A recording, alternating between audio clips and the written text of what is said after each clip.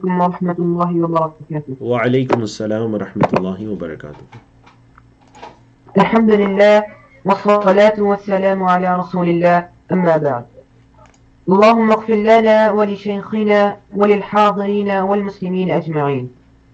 قال الإمام شيخ الإسلام أبو العباس أحمد بن عبد الحليم بن تيمية رحمه الله تعالى في كتابه بسم الله الرحمن الرحيم: وتؤمن الفرقة الناجية من أهل السنة والجماعة بالقدر خيره وشره، والإيمان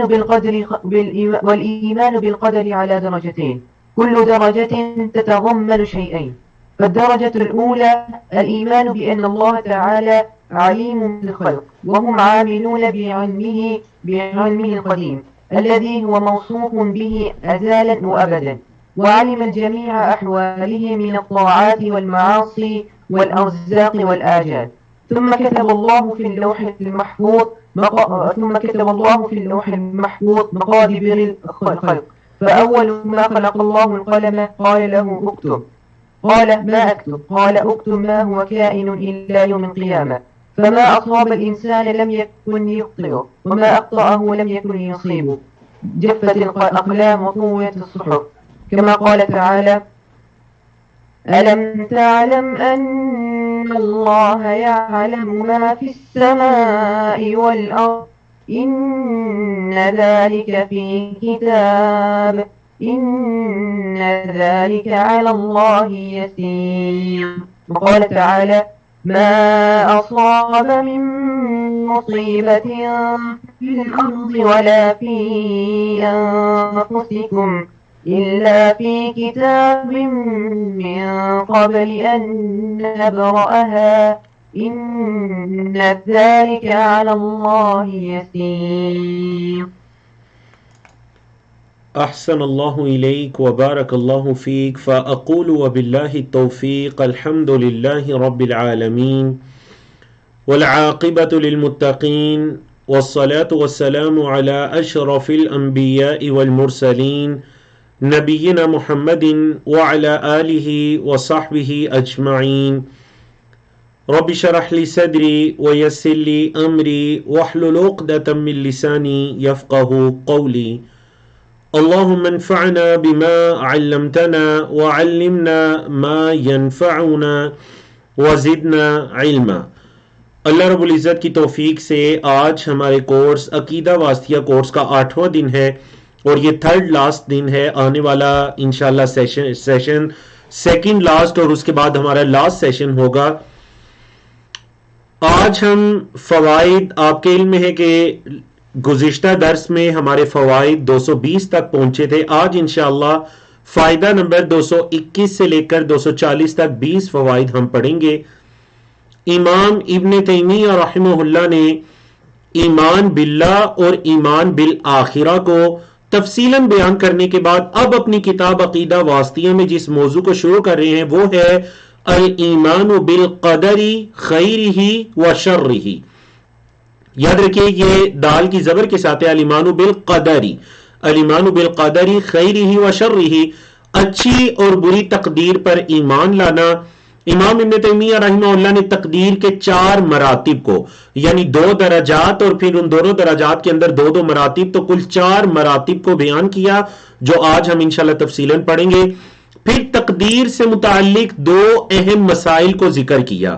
تقدیر سے متعلق 2 اہم مسائل کو ذکر کیا، بڑے ضروری مسائل ہیں. پہلا مسئلہ ان میں سے یہ ہے کہ اگر سب کچھ تقدیر میں اللہ رب العزت نے لکھ دیا تو پھر اللہ رب العزت نے اپنے بندوں کو جو اعمال کرنے کا حکم دیا، نماز پڑھنے کا، روزہ رکھنے کا، تو سب کچھ پہلے سے لکھ دیا. تو یہ جو حکم دیا یعنی شریعت کے احکامات ہیں، تو کیا اللہ کی تقدیر اور ان احکامات کے درمیان کوئی تعارض ہے، کوئی تناقض ہے؟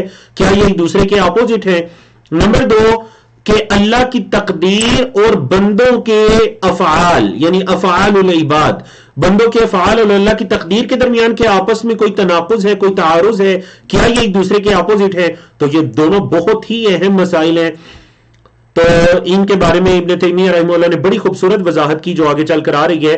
اور اسی طرح انہوں نے جو ہمارا آج کا درس کا آخری موضوع ہوگا وہ یہ کہ ایمان کی حقیقت کیا ہے، ایمان کس چیز کا نام ہے، وہ جو ہم نے پہلے اس کی طرف اشارہ کیا بھی تھا، تفصیل کے ساتھ آ رہا ہے کہ ایمان جو ہے وہ دل سے تصدیق کرنے، زبان سے اقرار کرنے، جسم کے ذریعے عمل کرنے کا نام ہے، یہ ایمان کی حقیقت ہے، تفصیل آ رہی ہے۔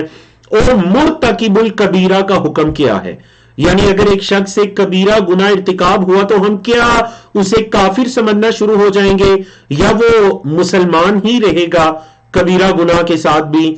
اور دنیا کے اندر اور آخرت کے اندر اس کا کیا حکم ہوگا، کیا وہ ہمیشہ ہمیشہ آگ میں رہے گا یا آگ سے نکلے گا؟ یہ چیزیں پہلے جو گزرا تھا وہ اشارہ گزرا تھا، آج اس موضوع کو تفصیل کے ساتھ ابن تیمیہ رحمہ اللہ بیان کرنے جا رہے ہیں۔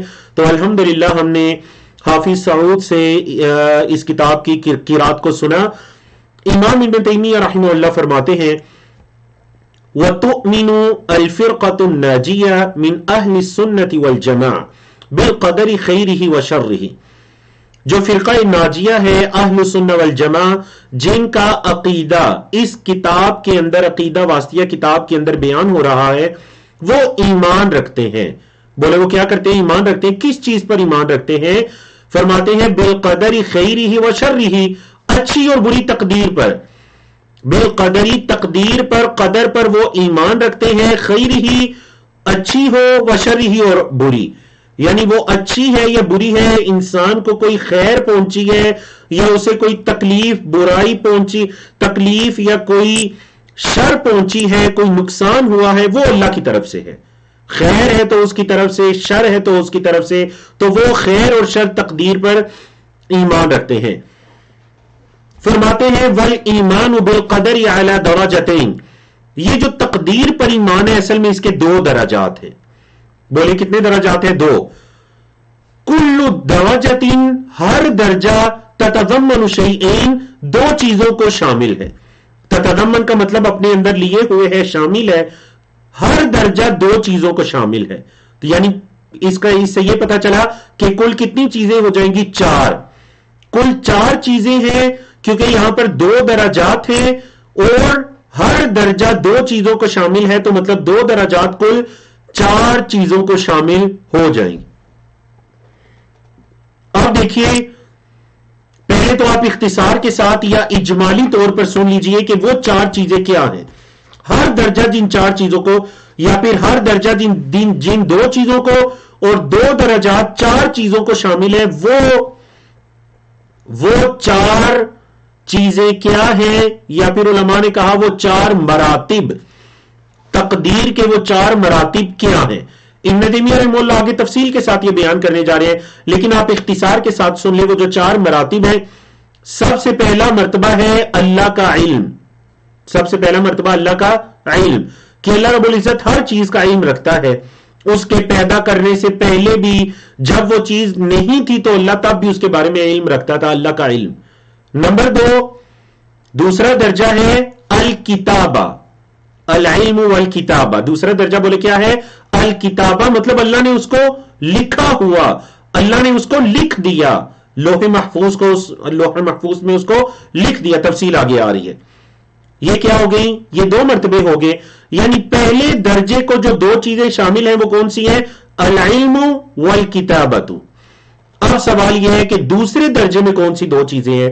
دوسرے درجے میں، تو دوسرے درجے کے اندر جو دو چیزیں ہیں، تیسرا مرتبہ ہے جو دوسرے درجے کی پہلی چیز ہے، وہ ہے اللہ کی مشیت اور اس کی قدرت۔ بولیے اللہ کی مشیت اور اس کی کامل قدرت، یہ تیسری۔ اور چوتھی چیز کیا ہے جس کو دوسرا درجہ شامل ہے؟ چوتھی چیز ہے اللہ رب العزت کا اپنی مخلوقات کو پیدا کرنا۔ بولے اللہ کو اپنی مخلوقات کو پیدا کرنا۔ تو ہم ان کو کیسے آسانی سے یاد رکھ سکتے ہیں؟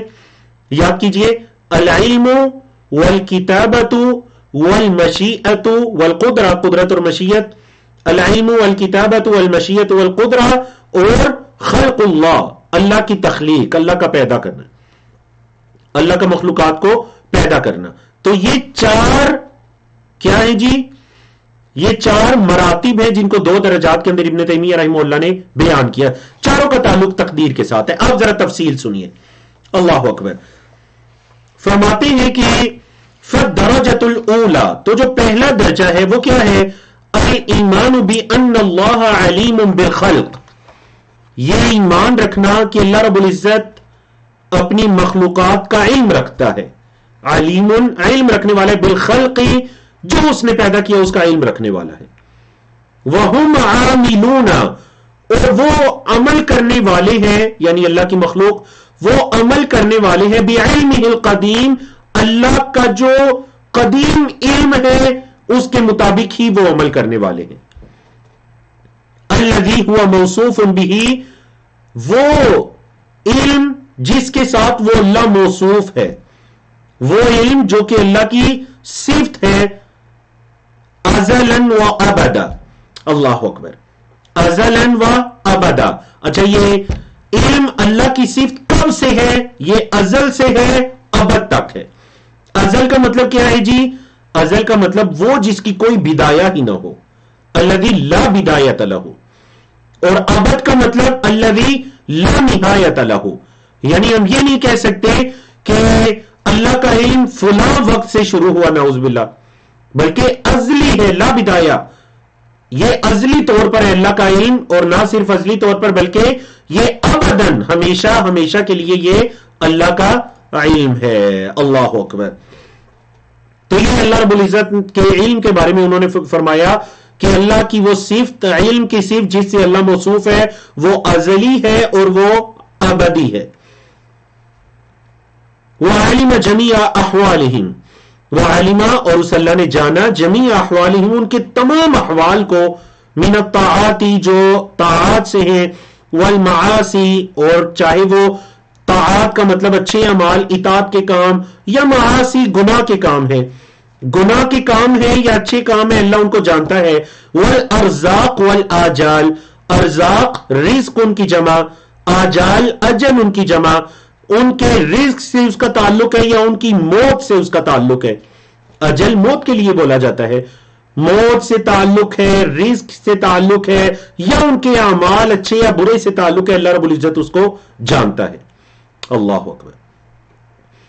یہ جو پہلی چیز تھی نا العلم، یعنی کہ پہلے درجے کے اندر الدرجۃ الاولیٰ کے اندر جو پہلا مرتبہ تھا وہ کیا ہے؟ العلم، اللہ رب العزت کا علم، اپنی مخلوقات کا علم. تو یاد رکھیے علم اللہ کی ذاتی صفت ہے. آپ نے آیات الصفات پڑھی تھیں، آپ اس کے اندر یہ پڑھ چکے ہیں کہ علم اللہ رب العزت کی ذاتی صفت ہے، وہ اس کے ساتھ موصوف ہے، ازلی اور ابدی طور پر، ہمیشہ سے ہے، ہمیشہ تک ہے. اچھا اب یہ اللہ کا علم کن کن چیزوں کو شامل ہے؟ عالم جمیع احوالہم من الطاعات والمعاصی، جتنے بھی بندوں کے اعمال ہیں اللہ رب العزت ان کو جانتا ہے. بلکہ اس سے بھی اگر اوپر آئیں فالدرجۃ الاولی الایمان بان اللہ علیم بالخلق، اللہ اپنی مخلوقات کا علم رکھتا ہے، نہ صرف علم رکھتا ہے بلکہ اللہ ان کے اعمال کا بھی علم رکھتا ہے. اللہ مخلوقات کے بارے میں بھی علم رکھتا ہے، اللہ ان کے اعمال کے بارے میں بھی علم رکھتا ہے. اب سوال یہ ہے کہ ان کے اعمال، ان کے جو اعمال ہیں کیسے اعمال، چاہے وہ طاعات ہیں یا وہ معاصی ہیں، ان کے جو ارزاق ہیں، کس کو کتنا رزق کب ملنا ہے، اللہ اس کا بھی علم رکھتا ہے. آجال ان کی جو مقرر وقت ہیں، ان کی زندگیاں ہیں، ان کی موتیں ہیں، اللہ ہر چیز کے بارے میں علم رکھتا ہے. تو یہ پہلا مرتبہ ہو گیا جی العلم. تقدیر کے مراتب میں سے سب سے پہلا مرتبہ کیا ہے؟ العلم، کہ وہ اللہ جانتا ہے. جب ان چیزوں کو نہیں پیدا کیا تھا اللہ تب بھی انہیں جانتا تھا، جب پیدا کر دیا اللہ تب بھی انہیں جانتا ہے، جب یہ چیزیں پیدا ہونے کے بعد اپنی مدت پوری کر کے ختم ہو جائیں گی اللہ تب بھی انہیں جانتا ہے. اللہ اکبر. یہ اللہ کا علم ہے. المحیط لکل شیء، جو ہر چیز کا احاطہ کیے ہوئے ہے. اب آتے ہیں دوسرے مرتبے کی طرف اور وہ ہے الکتابہ. نہ صرف اللہ جانتا ہے بلکہ اللہ نے یہ لکھ دیا. کہتے ہیں ثم كتب اللہ فی اللوح المحفوظ مقادیر الخلق، پھر اللہ رب العزت نے لوح محفوظ میں لکھ دیا. کیا لکھ دیا؟ مقادیر الخلق، مخلوق کی تقدیروں کو، مخلوق کی تقدیروں کو اللہ رب العزت نے لوح محفوظ میں لکھ دیا. فَأَوَّلُ مَا خَلَقَ اللَّهُ الْقَلَمَ، اللہ نے سب سے پہلے جس کو پیدا کیا وہ کیا تھا؟ قلم.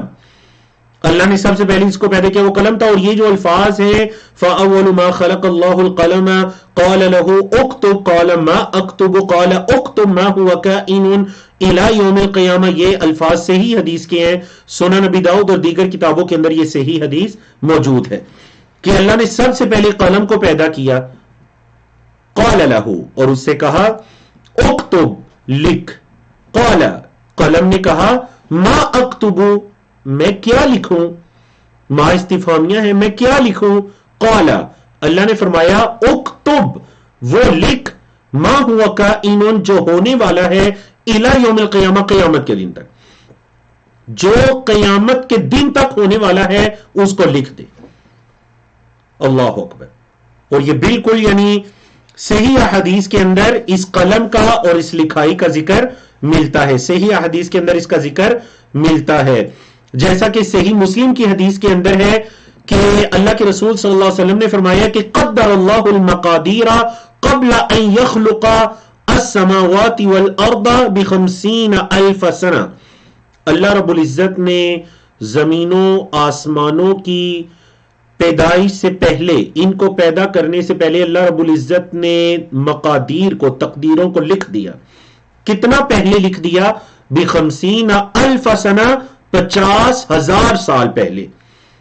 آسمانوں اور زمین کو پیدا کرنے سے 50,000 سال پہلے اللہ رب العزت نے ان کی تقدیروں کو لکھ دیا. اسے ہی مسلم کی حدیث کے الفاظ ہیں. اللہ اکبر. تو یہ بھی حدیث کے الفاظ ہیں جو آگے آ رہے ہیں. فما اصاب الانسان اب جو چیز انسان کو پہنچتی ہے لم یکن لیخطئہ ایسا نہیں تھا کہ وہ اسے نہ پہنچتی. وما اخطأہ اور جو اسے نہیں پہنچی لم یکن لیصیبہ ایسا نہیں تھا کہ وہ چیز اسے پہنچتی. سمجھائی؟ مطلب کوئی شر ہے، کوئی تکلیف ہے، جو چیز بھی انسان کو پہنچنے والی ہے یہ نہیں تھا کہ وہ پہنچنے والی تھی پھر نہ پہنچتی، یا نہیں پہنچنے والی تھی اور پہنچ جاتی. ایسا نہیں ہے کیونکہ اللہ رب العزت نے یہ لکھ دیا. اور حدیث کے الفاظ ہی ہیں جفت الاقلام وطویت الصحف. جف یجف مطلب خشک ہونا. جفت الاقلام قلم ان کی جمع کیونکہ اقلام خشک ہو چکی ہے. یہ حدیث کے الفاظ ہیں. نبی کریم صلی اللہ علیہ وسلم نے فرمایا جو تقدیر کو لکھنے والی اقلام تھیں، جو قلمیں تھیں وہ خشک ہو چکی ہیں. وطویت الصحف صحیفت ان کی جمع صحف اور صحیفوں کو لپیٹ دیا گیا ہے. توایتوی سے فعل مجہول ہے. طویت صحیفوں کو لپیٹ دیا گیا ہے مطلب جن صحیفوں کے اندر اللہ رب العزت نے مخلوق کی تقدیروں کو لکھا ان کی سیاہی خشک ہو چکی ہے، قلم اقلام خشک ہو چکی ہے اور صحیفوں کو لپیٹ دیا گیا ہے. اللہ اکبر. اب ابن تیمیہ رحمہ اللہ کے یہ جو انہوں نے الفاظ ذکر کیے گرچہ یہ الفاظ بھی صحیح حدیث کے ہیں، میں نے بتایا سنن ابی داؤد اور دیگر کتابوں کے اندر یہ صحیح حدیث موجود ہے. یہ فاول ما خلق اللہ القلم سے لے کر طویت الصحف تک یہ تمام حدیث کے الفاظ تھے. لیکن اس کے ساتھ وہ اپنے اس مضمون کو ثابت کرنے کے لیے قرآن مجید کی 2 آیات لے کر آ رہے ہیں. سورۃ الحج کی آیت نمبر 70 اور سورۃ الحدید کی آیت نمبر 22 جو کہ آپ کا فائدہ نمبر 223 ہے. ان دونوں آیات کو سمجھیے. اور میں نے پہلے بھی کہا تھا اور میں کہتا ہوں کہ آیات اور حدیث کو جب کوئی بھی مصنف اپنی کتاب میں ذکر کرتے ہیں تو بحیثیت طالب علم میرا آپ کا ہمارے فرض بنتا ہے کہ ہم دیکھیں کہ اس دلیل سے انہوں نے کوئی مسئلہ کیسے ثابت کیا، اس دلیل سے کیا مسئلہ ثابت ہو رہا ہے اور کیسے ثابت ہو رہا ہے. ٹھیک ہے جی. الاستدلال اسے کہتے ہیں بالادلہ. فرماتے ہیں کہ اللہ رب العزت نے فرمایا کما قال تعالی جیسے اللہ نے فرمایا الم تعلم کیا آپ نہیں جانتے ان اللہ یعلم کہ اللہ جانتا ہے ما فی السماء والارض جو آسمانوں اور زمین میں ہے. ان ذلک فی کتاب بے شک یہ کتاب میں ہے. ان ذلک علی اللہ یسیر اور یہ اللہ پر بڑا آسان ہے. کہ آپ نہیں جانتے کہ اللہ آسمانوں اور زمین میں جو کچھ ہے اللہ اس کو جانتا ہے. اللہ اس کو جانتا ہے، نہ صرف جانتا ہے بلکہ ان ذالک فی کتاب یہ کتاب میں ہے، یہ لکھ دیا گیا ہے، یہ کتاب میں ہے. ان ذالک علی اللہ یسیر. آپ ذرا غور کریں آیت کریمہ، اس آیت کریمہ سے یہ دونوں مرتبے ثابت ہو رہے ہیں، مطلب علم کا مرتبہ بھی اور کتابت کا مرتبہ بھی. اللہ جانتا بھی ہے اور اللہ نے لکھ بھی دیا تقدیروں کو. اللہ مقادیر کو جانتا بھی ہے اور اللہ نے لکھ بھی دیا. کیسے ثابت ہو رہا ہے اس آیت کریمہ سے؟ یہ جو الفاظ ہے نا ان اللہ یعلم ما فی السماء والارض، تو اس سے علم کا مرتبہ ثابت ہو رہا ہے. ان ذالک فی کتاب، اس سے کتابت کا مرتبہ ثابت ہو رہا ہے کہ اللہ نے یہ لکھ بھی دیا. اللہ. اگلی آیت کریمہ اللہ نے فرمایا ما اصاب من مصیبت، جو مصیبت بھی پہنچتی ہے فی الارض، زمین میں، ولا فی انفسکم، اور نہ ہی تمہاری نفسوں میں. یعنی زمین کی مصیبت سے مراد کوئی قحط سالی آ جاتی ہے، سیلاب آ جاتا ہے، کوئی برے حالات آ جاتے ہیں. اور انفس کی مصیبت سے مراد مطلب انسان کو کوئی بیماری، تنگی، تکلیف آ جاتی ہے. یہ جو کچھ بھی ہوتا ہے زمین پر یا تمہاری جانوں میں، الا فی کتاب، مگر یہ کتاب میں ہے. مگر یہ کیا ہے؟ کتاب میں ہے. درجۃ الکتابہ یا مرتبۃ الکتابہ، یہ کتاب میں ہے. اچھا کب سے ہے یہ کتاب میں؟ من قبل ان نبرأہا، اس سے پہلے کہ ہم اسے پیدا کرتے، اس کو پیدا کرنے سے پہلے یہ سب کیا ہے؟ کتاب میں ہے. ان ذالک علی اللہ یسیر، اور یہ اللہ پر بڑا آسان ہے. تو دیکھیں ان آیات سے ابن تیمیہ رحمہ اللہ نے جو استدلال کیا ان دونوں مراتب پر کہ اللہ رب العزت مقادیر کو جانتا بھی ہے اور اللہ رب العزت نے ان مقادیر کو لکھ بھی دیا. اب چلتے ہیں جی اسی، یعنی یہی جو دو درجات ہیں، یہی جو دو درجات ہیں العلم اور الکتابہ، اللہ جانتا بھی اور اللہ نے لکھ بھی دیا، اس کا انکار کس نے کیا؟ ابن تیمیہ رحمہ اللہ اس سلائیڈ کے اندر اس کی کچھ تفصیل بیان کر رہے ہیں. اور اس کا انکار کس نے کیا؟ کون سا گمراہ فرقہ تھا جس نے اس تقدیر کا انکار کیا؟ تو چلیے ہم پہلے اس کی قرات سن لیتے ہیں اور پھر اس کے ترجمہ اور تشریح کی طرف آتے ہیں. وهذا التقدير التابع لعلمه سبحانه يكون في مواضع جملة وتفصيلا، فقد كتب في اللوح المحفوظ ما شاء، وإذا خلق جسدا جنينا قبل نفخ الروح فيه بعث إليه ملكا فيؤمر بأربع كلمات، فيقال له اكتب رزقه وأجله وعمله وشقي أم سعيد ونحو ذلك. فهذا التقدير قد كان ينكره ولاة القدرية قديما ومنكرة اليوم قليلا. نعم احسن اللہ الیک وبارک اللہ فیک.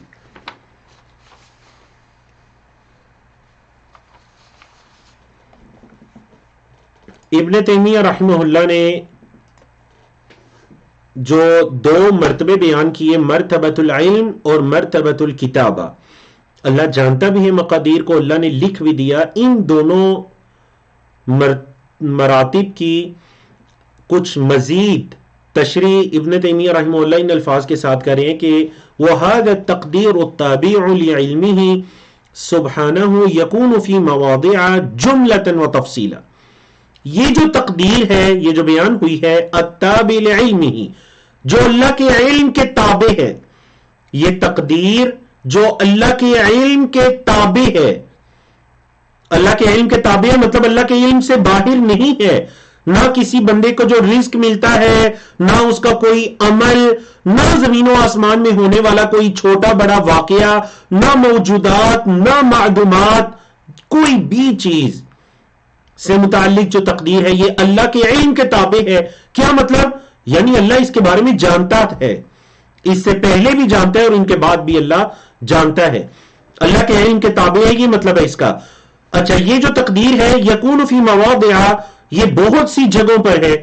یکون فی مواضع، موضع ان کی جمع مواضع، یہ بہت سی جگہوں پر ہے. جملۃ و تفصیلا، اجمالی طور پر بھی ہے اور تفصیلی طور پر بھی ہے. بولے اجمالی طور پر بھی ہے اور تفصیلی طور پر بھی ہے. تو چلیے یہاں پر تقدیر کی دو اقسام پڑھتے ہیں.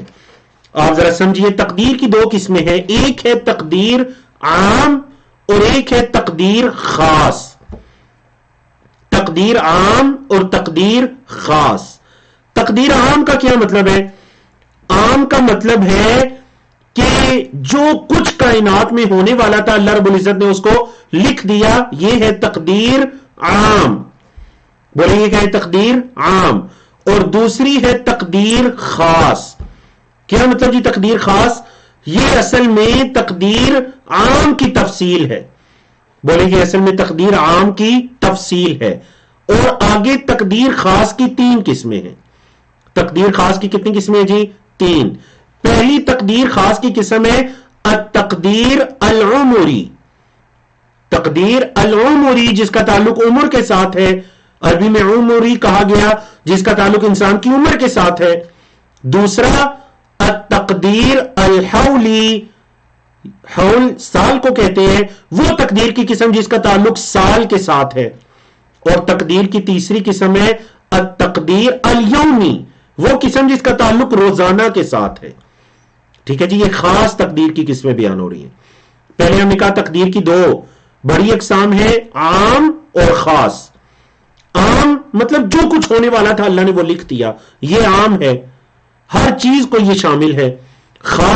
خاص کون سی ہے؟ مطلب عام کو ہی اگر آگے ہم تفصیل کریں تو یہ تقدیر خاص بنتی ہے. عام کی تفصیل میں جانا یہ تقدیر خاص ہے. اب سوال یہ ہے کیسے تفصیل میں جانا؟ مطلب یہ کہ جو اللہ رب العزت نے ماں کے پیٹ میں ہر پیدا ہونے والے کے بارے میں 4 چیزوں کو لکھ دیا جن کی تفصیل آگے آ رہی ہے. اس کے رزق کو، اس کے اجل کو، اس کے عمل کو، اور وہ شقی ہے یا سعید ہے، بدبخت ہے یا نیک بخت ہے. اللہ نے جو 4 چیزوں کو لکھ دیا یہ کہلاتی ہے تقدیر العمری. اس کا تعلق عمر کے ساتھ ہے. دوسری التقدیر الحولی جس کا تعلق سال کے ساتھ ہے. یہ کون سی قسم ہے تقدیر کی؟ یہ وہ قسم ہے جس کا ذکر آتا ہے سورۃ القدر میں. انا انزلناہ فی لیلۃ القدر. اور اس کے اندر کیا آیت ہے؟ فیہا یفرق کل امر حکیم. یہ لیلۃ القدر کی ایک ایسی رات ہوتی ہے جس رات میں ہر حکمت والے کام کو الگ الگ کیا جاتا ہے، اس کا فیصلہ کیا جاتا ہے. سمجھا گی جی؟ تو یہ ہے التقدیر الحولی جس کا تعلق ہر سال کے ساتھ ہے. اور تقدیر کی تیسری قسم ہے تقدیر الیومی جس کا تعلق ہر دن کے ساتھ ہے. اور اس کا ذکر سورۃ الرحمن کی اس آیت میں ہے کہ وہ کل یوم ہوا فی شأن. کل یوم ہوا فی شأن. ہر دن اللہ کا ایک معاملہ ہے، ایک شان ہے. اور احادیث کے مطابق طبرانی کی اور دیگر احادیث کے اندر اس کی تفصیل موجود ہے جس کو شارحین نے ذکر کیا ہے کہ جس میں نبی کریم صلی اللہ علیہ وسلم نے لوح محفوظ کی یا جس جگہ تقدیروں کو لکھا گیا اس کی تفصیل کو بیان کیا. اور اس حدیث کے یہ الفاظ بھی ہے کہ اللہ رب العزت روزانہ اس تقدیر کے رجسٹر میں، اس تقدیر کے صحیفے میں اللہ دیکھتا ہے. یعنی سال کے اندر اللہ ہر روز یعنی اس میں دیکھتا ہے اور اللہ رب العزت فیصلے فرماتا ہے. موت و حیات کے، عزت اور رسوائی کے کوئی بھی فیصلے ہیں وہ روزانہ کی بیس پر. سمجھا گی نا؟ یہ تقدیر خاص کی اقسام ہے. ایک تقدیر عام جو کچھ ہونے والا تھا قیامت تک اور اس کے بعد اللہ رب العزت نے وہ لکھ دیا. خاص مطلب التقدیر العمری، التقدیر الحولی، اور تیسری قسم التقدیر الیومی. عمری کا مطلب جو ماں کے پیٹ میں لکھ دیا گیا پوری عمر کے بارے میں. الحولی جو ہر سال لیلۃ القدر کے موقع پر لکھ دیا جاتا ہے یا فیصلہ فرما دیا جاتا ہے. اور تیسرا ہے الیومی جو ہر دن تقدیر کے فیصلے ہوتے ہیں. اللہ اکبر. تو یاد رکھیں ابن تیمیہ رحمہ اللہ نے یہ جو کہا نا فی مواضع جملہ، جملہ کا مطلب ہے اجمالی طور پر جو کئی ایک مقامات پر قرآن و سنت میں کئی ایک مقامات پر اس تقدیر کا ذکر ہے. تو جملتاً سے مراد ان کی تقدیر عام ہے، اور وتفصیلا تفصیل سے مراد ان کی تقدیر خاص ہے. مطلب جس کو آگے ہم نے 3 اقسام میں تقسیم کیا، العمری، الحولی، الیومی. کہتے ہیں فقط کتب فی اللوح المحفوظ ما شاء. اللہ نے لوح محفوظ میں لکھ دیا جو وہ چاہتا تھا. اذا خلق جسد الجنینی، جب اللہ رب العزت نے کسی جنین جو ماں کے پیٹ میں بچے کی حالت ہوتی ہے اس کو جنین کہتے ہیں، جب جنین کے جسد کو اللہ نے پیدا کیا، اس کے جسم کو پیدا کیا، کب؟ قبل نفخ روح کے پھونکے جانے سے پہلے، فیہ اس میں، بعث الیہ ملکن، اللہ نے اس کی طرف ایک فرشتے کو بھیجا، اللہ نے اس جنین کی طرف ایک فرشتے کو بھیجا، فیؤمر باربع کلمات، اور اس کو حکم دیا جاتا ہے 4 باتوں کے لکھنے کا، اربع کلمات مطلب 4 باتوں کے لکھنے کا حکم دیا جاتا ہے، فیقال لہ، اس سے کہا جاتا ہے کیا؟ اکتب، لکھ دے، کیا؟ رزقہ، اس کے رزق کو، واجلہ، اور اس کے وقت کو، وعملہ، اور اس کے عمل کو، وشقی ام سعید، شقی کا مطلب شقاوت سے ہے، بدبخت ہے، ام سعید یا یہ خوش بخت ہے، یہ بدبخت ہے یا خوش بخت ہے، اس کو بھی لکھ دے، ونحو ذالک، اور اسی طرح۔ اللہ اکبر۔ تو دیکھیں ابن تیمیہ رحمہ اللہ نے یہ جو اشارہ کیا تفصیلات کہنے کے بعد، اس سے مراد ان کی تقدیر کی کون سی قسم ہے؟ اس سے مراد ان کی جو تقدیر کی قسم ہے تقدیر خاص، اور پھر جو اس کو 3 اقسام میں تقسیم کیا اس سے مراد وہ ہے، اور اس میں بھی تقدیر عمری مراد ہے۔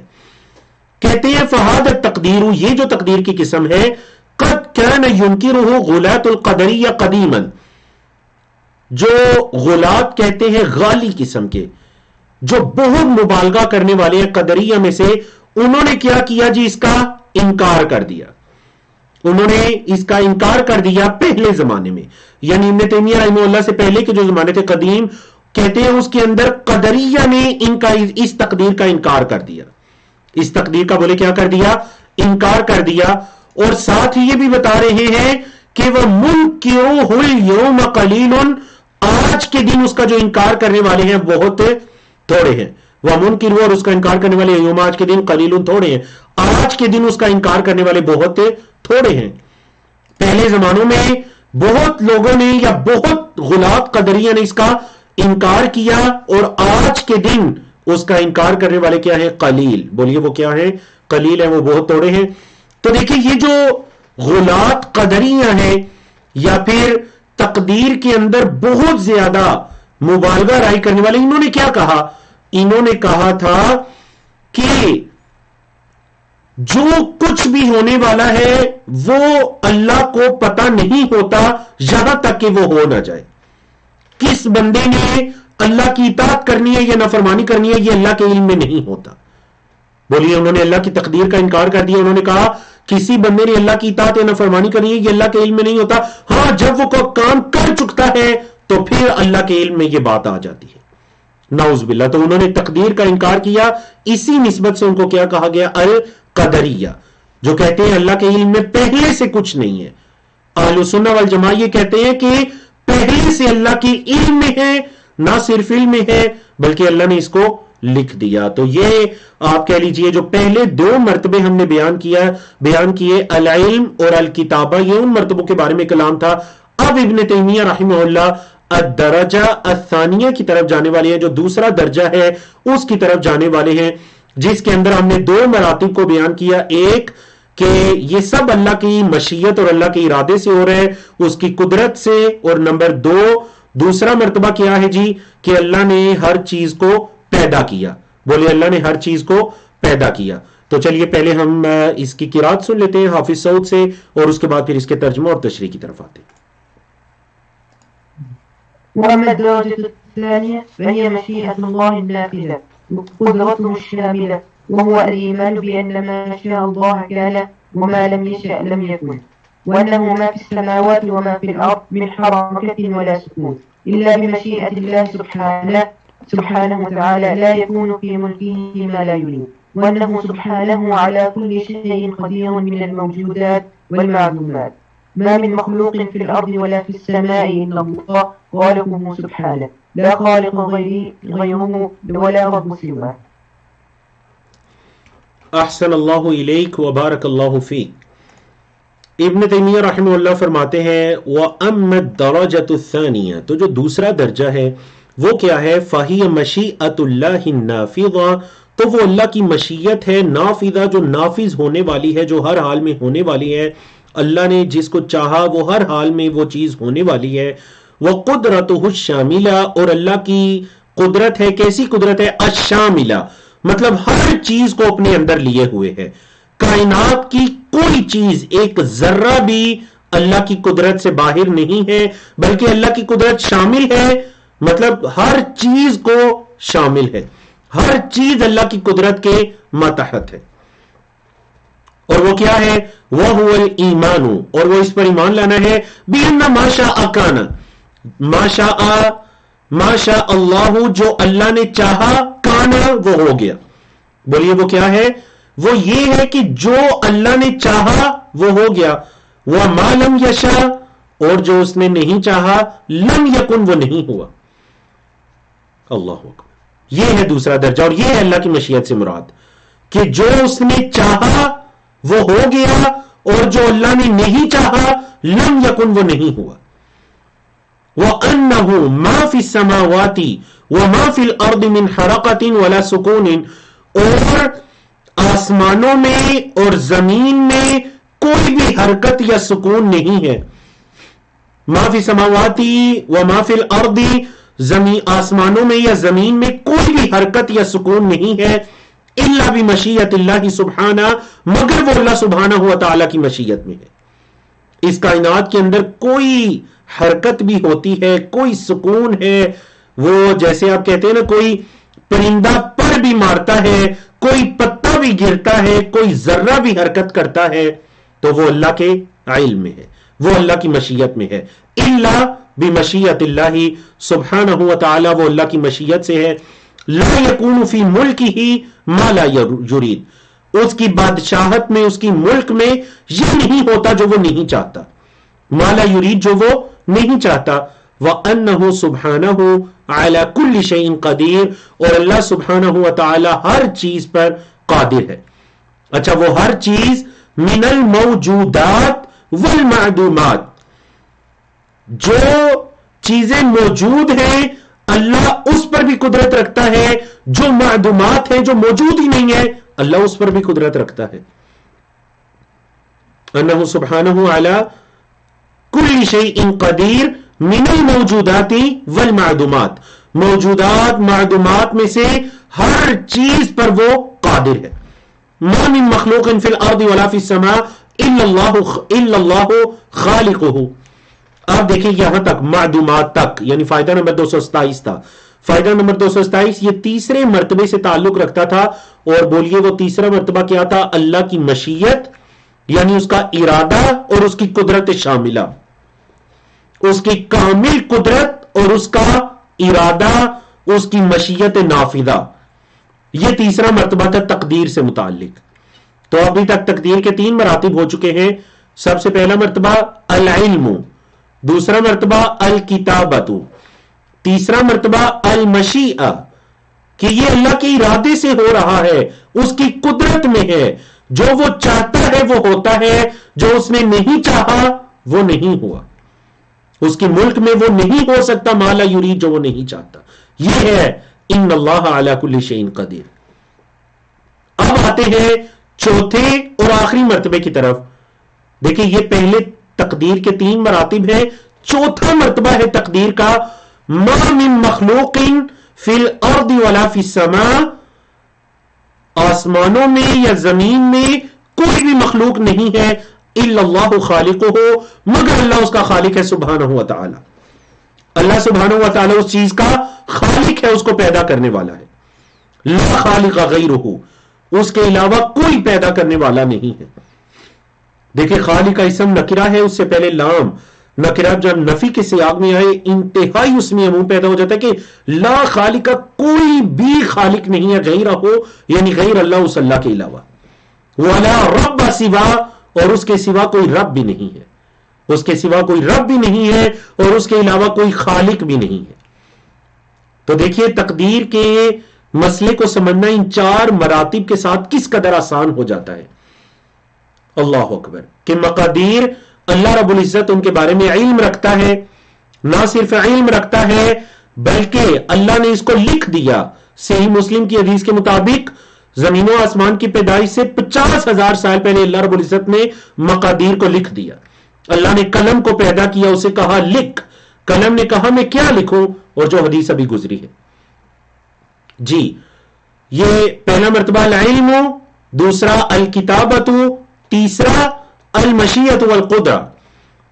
المشیت والقدرہ کہ یہ اللہ کے ارادے سے ہو رہا ہے اور اس کی قدرت کے ماتحت ہو رہا ہے. اور چوتھی چیز ہے اور وہ ہے تخلیق، کہ اللہ رب العزت نے پھر ان چیزوں کو پیدا کیا. وہ اکیلا ہے پیدا کرنے والا، کوئی اس کے علاوہ پیدا کرنے والا نہیں اور کوئی اس کے علاوہ رب بھی نہیں ہے. تو یہ تقدیر کے 4 مراتب بیان ہوئے. اب ہم آتے ہیں جی تقدیر سے متعلق 2 اہم مسائل ابن تیمیہ رحمہ اللہ نے اپنی کتاب میں ذکر کیے. پہلے آپ مسائل کو سمجھیے، پھر ان کی عبارت سنیے، پھر آپ ترجمہ تفسیر کی طرف جائیے. مسئلہ یہ ہے، کچھ لوگوں نے یہ اشکال پیدا کرنے کی کوشش کی کہ اگر اللہ رب العزت نے سب کچھ لکھ دیا ہے، تقدیر میں ہے سب کچھ، تو پھر اللہ رب العزت نے اعمال کرنے کا حکم کیوں دیا؟ یہ نیکی کے کام کرنے ہیں، یہ کام نہیں کر. جب سب کچھ پہلے سے لکھ دیا تو پھر نیکیاں کرنے کا حکم کیوں دیا، برائیوں سے بچنے کا حکم کیوں دیا؟ تو انہوں نے یہ سمجھا کہ شریعت کے ان احکامات جو حکم دیے گئے ہیں ان کے درمیان اور جو اللہ نے لکھ دیا تھا تقدیر، ان کے درمیان آپس میں کوئی، یہ ایک دوسرے کے اگینسٹ ہے، ایک دوسرے کے مخالف ہے. ابن تیمیہ رحمہ اللہ اس اشکال کو دور کرنے کی کوشش کریں کہ اس کے آپس میں کوئی تعارض نہیں ہے. اللہ نے جو پہلے سے لکھا وہ جانتا ہے، اس نے لکھ دیا، اس کی مشیت سے ہے، اس نے پیدا کیا. اللہ کی اس تقدیر اور اللہ کے اوامر، اللہ کی شریعت کے درمیان کوئی تعارض نہیں ہے. تو چلیے پہلے ہم عبارت پڑھتے ہیں اور پھر یہ جانتے ہیں کہ کیسے کوئی تعارض نہیں ہے. جی نعم. ومع ذلك فقد أمر العباد بطاعته وطاعة رسله ونهاهم عن معصيته، وهو سبحانه يحب المتقين والمحسنين والمقسطين ويرضى عن الذين آمنوا وعملوا الصالحات ولا يحب الكافرين ولا يرضى عن القوم الفاسقين ولا يأمر بالفحشاء ولا يرضى لعبادة الكفر ولا يحب الكسال. احسن اللہ الیک وبارک اللہ فیک. ابن تیمیہ رحمہ اللہ فرماتے ہیں، پہلے آپ عبارت کا ترجمہ سنیے، ساتھ ساتھ عبارت کو سمجھیے. کہتے ہیں یہ دیکھیں انہوں نے تقدیر کی 4 مراتب کو بیان کیا، العلم والکتابت، المشیت والقدرہ اور الخلق. ان 4 مراتب کو بیان کرنے کے بعد کیا کہتے ہیں؟ ومع ذالک، اور اس کے باوجود، ومع ذالک، اور اس کے باوجود کیا ہے جس کے باوجود؟ فقد امر العباد بطاعته، اللہ نے بندوں کو اپنی اطاعت کا حکم دیا، وطاعت رسله، اور اپنے رسولوں کی اطاعت کا حکم دیا. یعنی ان تمام چیزوں کے باوجود، جو تقدیر کے مراتب بیان ہوئے، اس کے باوجود اللہ رب العزت نے اپنے بندوں کو اپنی اطاعت کا اور اپنے رسولوں کی اطاعت کا حکم دیا. وَنَهَاهُمْ، اور انہیں منع کیا، ان معصیتہ، اپنی نافرمانی سے. اللہ نے انہیں اپنی نافرمانی سے منع کیا. تو ابن تیمیہ رحمہ اللہ سے کیا ثابت کرنا چاہتے ہیں کہ یہ جو کچھ پیچھے ہم نے قرآن و حدیث کے دلائل سے اللہ کی تقدیر کا اس بات کیا، ان تمام چیزوں کے باوجود اللہ نے ہی حکم دیا ہے اپنے اور اپنے رسولوں کی اطاعت کرنے کا، اور اپنی نافرمانی سے اس نے منع بھی کیا ہے.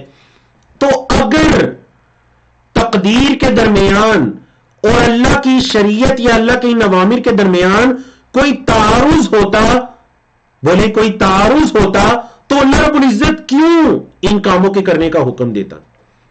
اللہ اکبر. تو فرماتے ہیں اس کے ساتھ اللہ نے ہی خود ہی حکم دیا ہے، فقط امر العبادہ، اسی نے بندوں کو حکم دیا ہے. پھر کہتے ہیں وَهُوَ سُبْحَانَهُ، وہ اللہ سبحانہ يُحِبُّ الْمُتَّقِينَ، متقین سے محبت کرتا ہے، والمحسنین، اور احسان کرنے والوں سے، والمقسطین، اور انصاف کرنے والوں سے، وَيَرْضَى عَنِ الَّذِينَ آمَنُوا، اور ایمان والوں سے وہ راضی ہوتا ہے، خوش ہوتا ہے، وَعَامِلُوا الصَّالِحَاتِ، اور نیک اعمال کرنے والوں سے. اور اس کے برعکس وَلَا يُحِبُّ الْكَافِرِينَ، وہ کافروں کو پسند نہیں کرتا. وَلَا يَرْضَى عَنِ الْقَوْمِ الْفَاسِقِينَ، اور وہ فاسق قوم سے بھی راضی نہیں ہوتا. وَلَا يَأْمُرُ بِالْفَحْشَاءِ، اور وہ فحشاء کا حکم نہیں دیتا. وَلَا يَرْضَى لِعِبَادِهِ الْكُفْرَ، اور اللہ اپنے بندوں کے لیے کفر کو پسند نہیں کرتا، ولا یحب الفساد، اور اللہ فساد کو بھی پسند نہیں کرتا. اللہ اکبر. اب ذرا اس مدعا، اس مضمون کو سمجھیے. اصل میں کچھ بندوں کو دھوکہ یہ لگا کہ اگر اللہ رب العزت نے سب کچھ تقدیر میں لکھ دیا تو پھر ان کاموں کے حکم دینے کا کیا فائدہ؟ وہی ہونا ہے جو تقدیر میں لکھا ہوا ہے. بولے وہی ہونا ہے جو تقدیر میں لکھا ہوا ہے.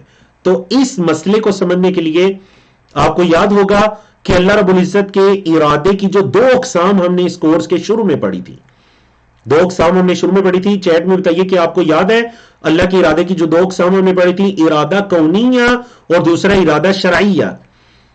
ارادہ کونیہ سے کیا مراد ہے کہ جو کچھ ہونا ہے اللہ نے وہ لکھ دیا ہے، لیکن اللہ کا یہ ارادہ اس کی محبت کو تو لازم نہیں ہے. یعنی یہ ضروری نہیں ہے کہ جو اللہ نے ارادہ کا اللہ اس کو پسند بھی کرتا ہے. انہوں نے یہ سمجھا کہ اللہ کے ارادے اور اللہ کی محبت کے درمیان تلازم ہے، لازمی ہے. اگر اللہ کا ارادہ ہے تو اللہ کی محبت بھی ہے. پھر انہوں نے یہ کہا اگر اللہ نے کافر کا کفر پہلے سے لکھ دیا ہے تو پھر یہ کیا بات ہوئی؟ اللہ رب العزت کفر کو پسند کرتا ہے. سمجھائی نا آپ کو؟ تو یاد رکھیے کہ اللہ رب العزت نے اس کے کفر کو لکھ تو دیا لیکن اللہ نے اس کو پسند نہیں کیا. تو اس سے پتا چلا کہ اللہ کا ایک ہے اللہ کا ارادہ، اللہ کی مشیت جس کے تحت سب کچھ ہو رہا ہے کائنات کے اندر، اور ایک ہے اللہ کی پسند اور ناپسند. بولے ایک ہے اللہ کی پسند اور ناپسند. اب میں نے اور آپ نے کیا کرنا ہے؟ ہم نے وہ کرنا ہے جو ہمارے رب کو پسند ہے اور جس چیز کا اس نے حکم دیا ہے. اور آپ کو اچھی طرح یاد ہوگا، اس سے پہلے بھی میں نے ایک مثال بیان کی تھی. ذاتی طور پر مجھے ایک مجلس میں جانے کا موقع ملا جس میں تقدیر کے بارے میں اختلاف، آپس میں بحث مباحثہ ہو رہا تھا. ایک صاحب، جمعے کی نماز کے بعد کا ٹائم تھا، ایک صاحب یہ نہیں سمجھ پا رہے تھے کہ اگر اللہ رب العزت نے سب کچھ لکھ دیا ہے تو پھر میں جو مرضی کرتا رہوں اللہ نے وہ لکھا ہوا ہے. سمجھیے آپ کو؟ میں نے اسے صرف ایک سوال پوچھا کہ میرے بھائی آپ مجھے یہ بتا دیں کہ ابھی آپ نے جمعے کی نماز پڑھی، عصر کی نماز اللہ رب العزت نے آپ کے لیے لکھی ہے یا نہیں؟ بتائیے تقدیر کے اندر کیا لکھا ہوا ہے کہ آپ نے عصر پڑھنی ہے یا نہیں؟ وہ پریشان ہو گیا، اس نے کہا یہ تو مجھے نہیں پتا، یہ تو مجھے نہیں پتا کہ تقدیر میں کیا لکھا ہے. ہاں یہ نہیں پتا کہ تقدیر میں کیا لکھا ہے، لیکن یہ تو پتا ہے کہ اللہ نے عصر پڑھنے کا حکم دیا ہے. یہ تو پتا ہے کہ اللہ نے حکم دیا ہے کہ نماز کو قائم کرو، اللہ کے رسول صلی اللہ علیہ وسلم نے حکم دیا ہے. تو یاد رکھیے ہم نے اس چیز کے پیچھے نہیں جانا جو ہمیں پتا ہی نہیں، اور اللہ نے وہ لکھی ہوئی ہے لیکن ہمیں نہیں پتا، اور اللہ کے علم میں ہے، اس کی قدرت میں وہ جانتا ہے. ہم نے اس کے پیچھے جانا ہے جو اللہ نے پسند کیا اور جس چیز کا اللہ نے حکم دیا. اللہ اکبر. تو یہ تقدیر کا مسئلہ ہے، یہ تقدیر کا مسئلہ ہے. تو ابن تیمیہ رحمہ اللہ فرماتے ہیں کہ جس اللہ نے تقدیر کو لکھا وہی تو اپنے بندوں کو حکم دینے والا ہے. تو آپس میں اس کا کوئی تعارض، ایک دوسرے کی نفی نہیں آتی.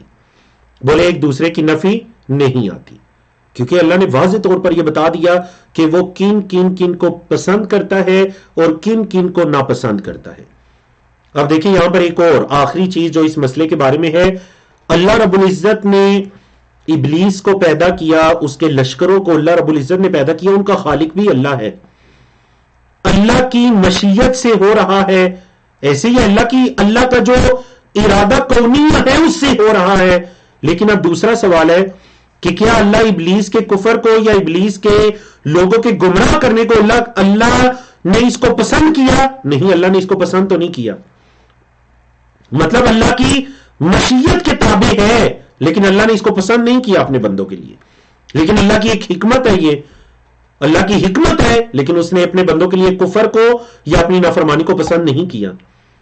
اور دوسری چیز ہے کہ اللہ رب العزت کافر کے ایمان لانے کو پسند تو کرتا ہے، لیکن اگر وہ کافر ایمان نہیں لاتا تو یہ اللہ کی مشیت ہے. تو دیکھیے ایک چیز اللہ پسند کرتا ہے لیکن اللہ کی مشیت نہیں ہے، اور ایک چیز اللہ کی مشیت ہے لیکن اللہ اس کو پسند نہیں کرتا. اللہ اکبر. تو ان مثالوں کے ذریعے سے امید ہے کہ یہ مسئلہ مزید کلیئر ہو گیا. ابن تیمیہ رحمہ اللہ نے یہ مسئلہ پہلے بیان کیا، تقدیر کے تعارض کو، یا ظاہری جو تعارض ہے بعض دماغوں میں پیدا ہو سکتا ہے وسوسوں کی وجہ سے. اب ایک اور مسئلہ ذکر کر رہے ہیں، اور وہ مسئلہ ہے کہ والعباد فاعلون حقیقتا. اس کی بھی ہم پہلے قرات سنیں گے، لیکن آپ پہلے مسئلے کو سمجھ لیجئے. مسئلہ یہ ہے کہ بندوں کے یہ جو اعمال ہیں، بندے اعمال کرتے ہیں، ہر بندہ عمل کرتا ہے، کیا ان اعمال کے درمیان اور تقدیر کے درمیان آپس میں کوئی تعارض تو نہیں؟ ان اعمال اور تقدیر کے درمیان آپس میں کوئی تعارض ہے یا نہیں؟ تو ابن تیمیہ رحمہ اللہ نے یہ ثابت کرنے کی کوشش کی کہ بندوں کے افعال اور اللہ کی تقدیر کے درمیان کوئی تعارض نہیں ہے، کوئی تعارض، کوئی ایک دوسرے کی نفی، ایک دوسرے کے متضاد نہیں ہے. تو چلیے پہلے ہم عبارت سن لیتے ہیں اور پھر اس کے بعد اس کے ترجمہ اور تشریح کی طرف آتے ہیں، اور آپ لوگوں کے جو بھی سوالات ہیں وہ آپ کوسچن اینڈ آنسر کی ونڈو میں چھوڑ دیجیے. والعباد فاعلون حقيقة والله خلق أفعالهم والعبد هو المؤمن والكافر والبر والفاجر والمصلي والصائم، وللعباد قدرة على أعمالهم ولهم إرادة والله خالقهم وقدرتهم وإرادتهم، كما قال تعالى لمن شاء منكم أن يستقيم وما تشاءون إلا أن يشاء الله رب العالمين. وهذه الدرجة من القدر يكذب بها عامة القدرية الذين سماهم النبي صلى الله عليه وسلم مجوس هذه الأمة، ويغلو فيها قوم من أهل الإثبات حتى سلبوا العبد قدرته واختياره، ويخرجون عن أفعال الله وأحكامه حكمها ومصالحه.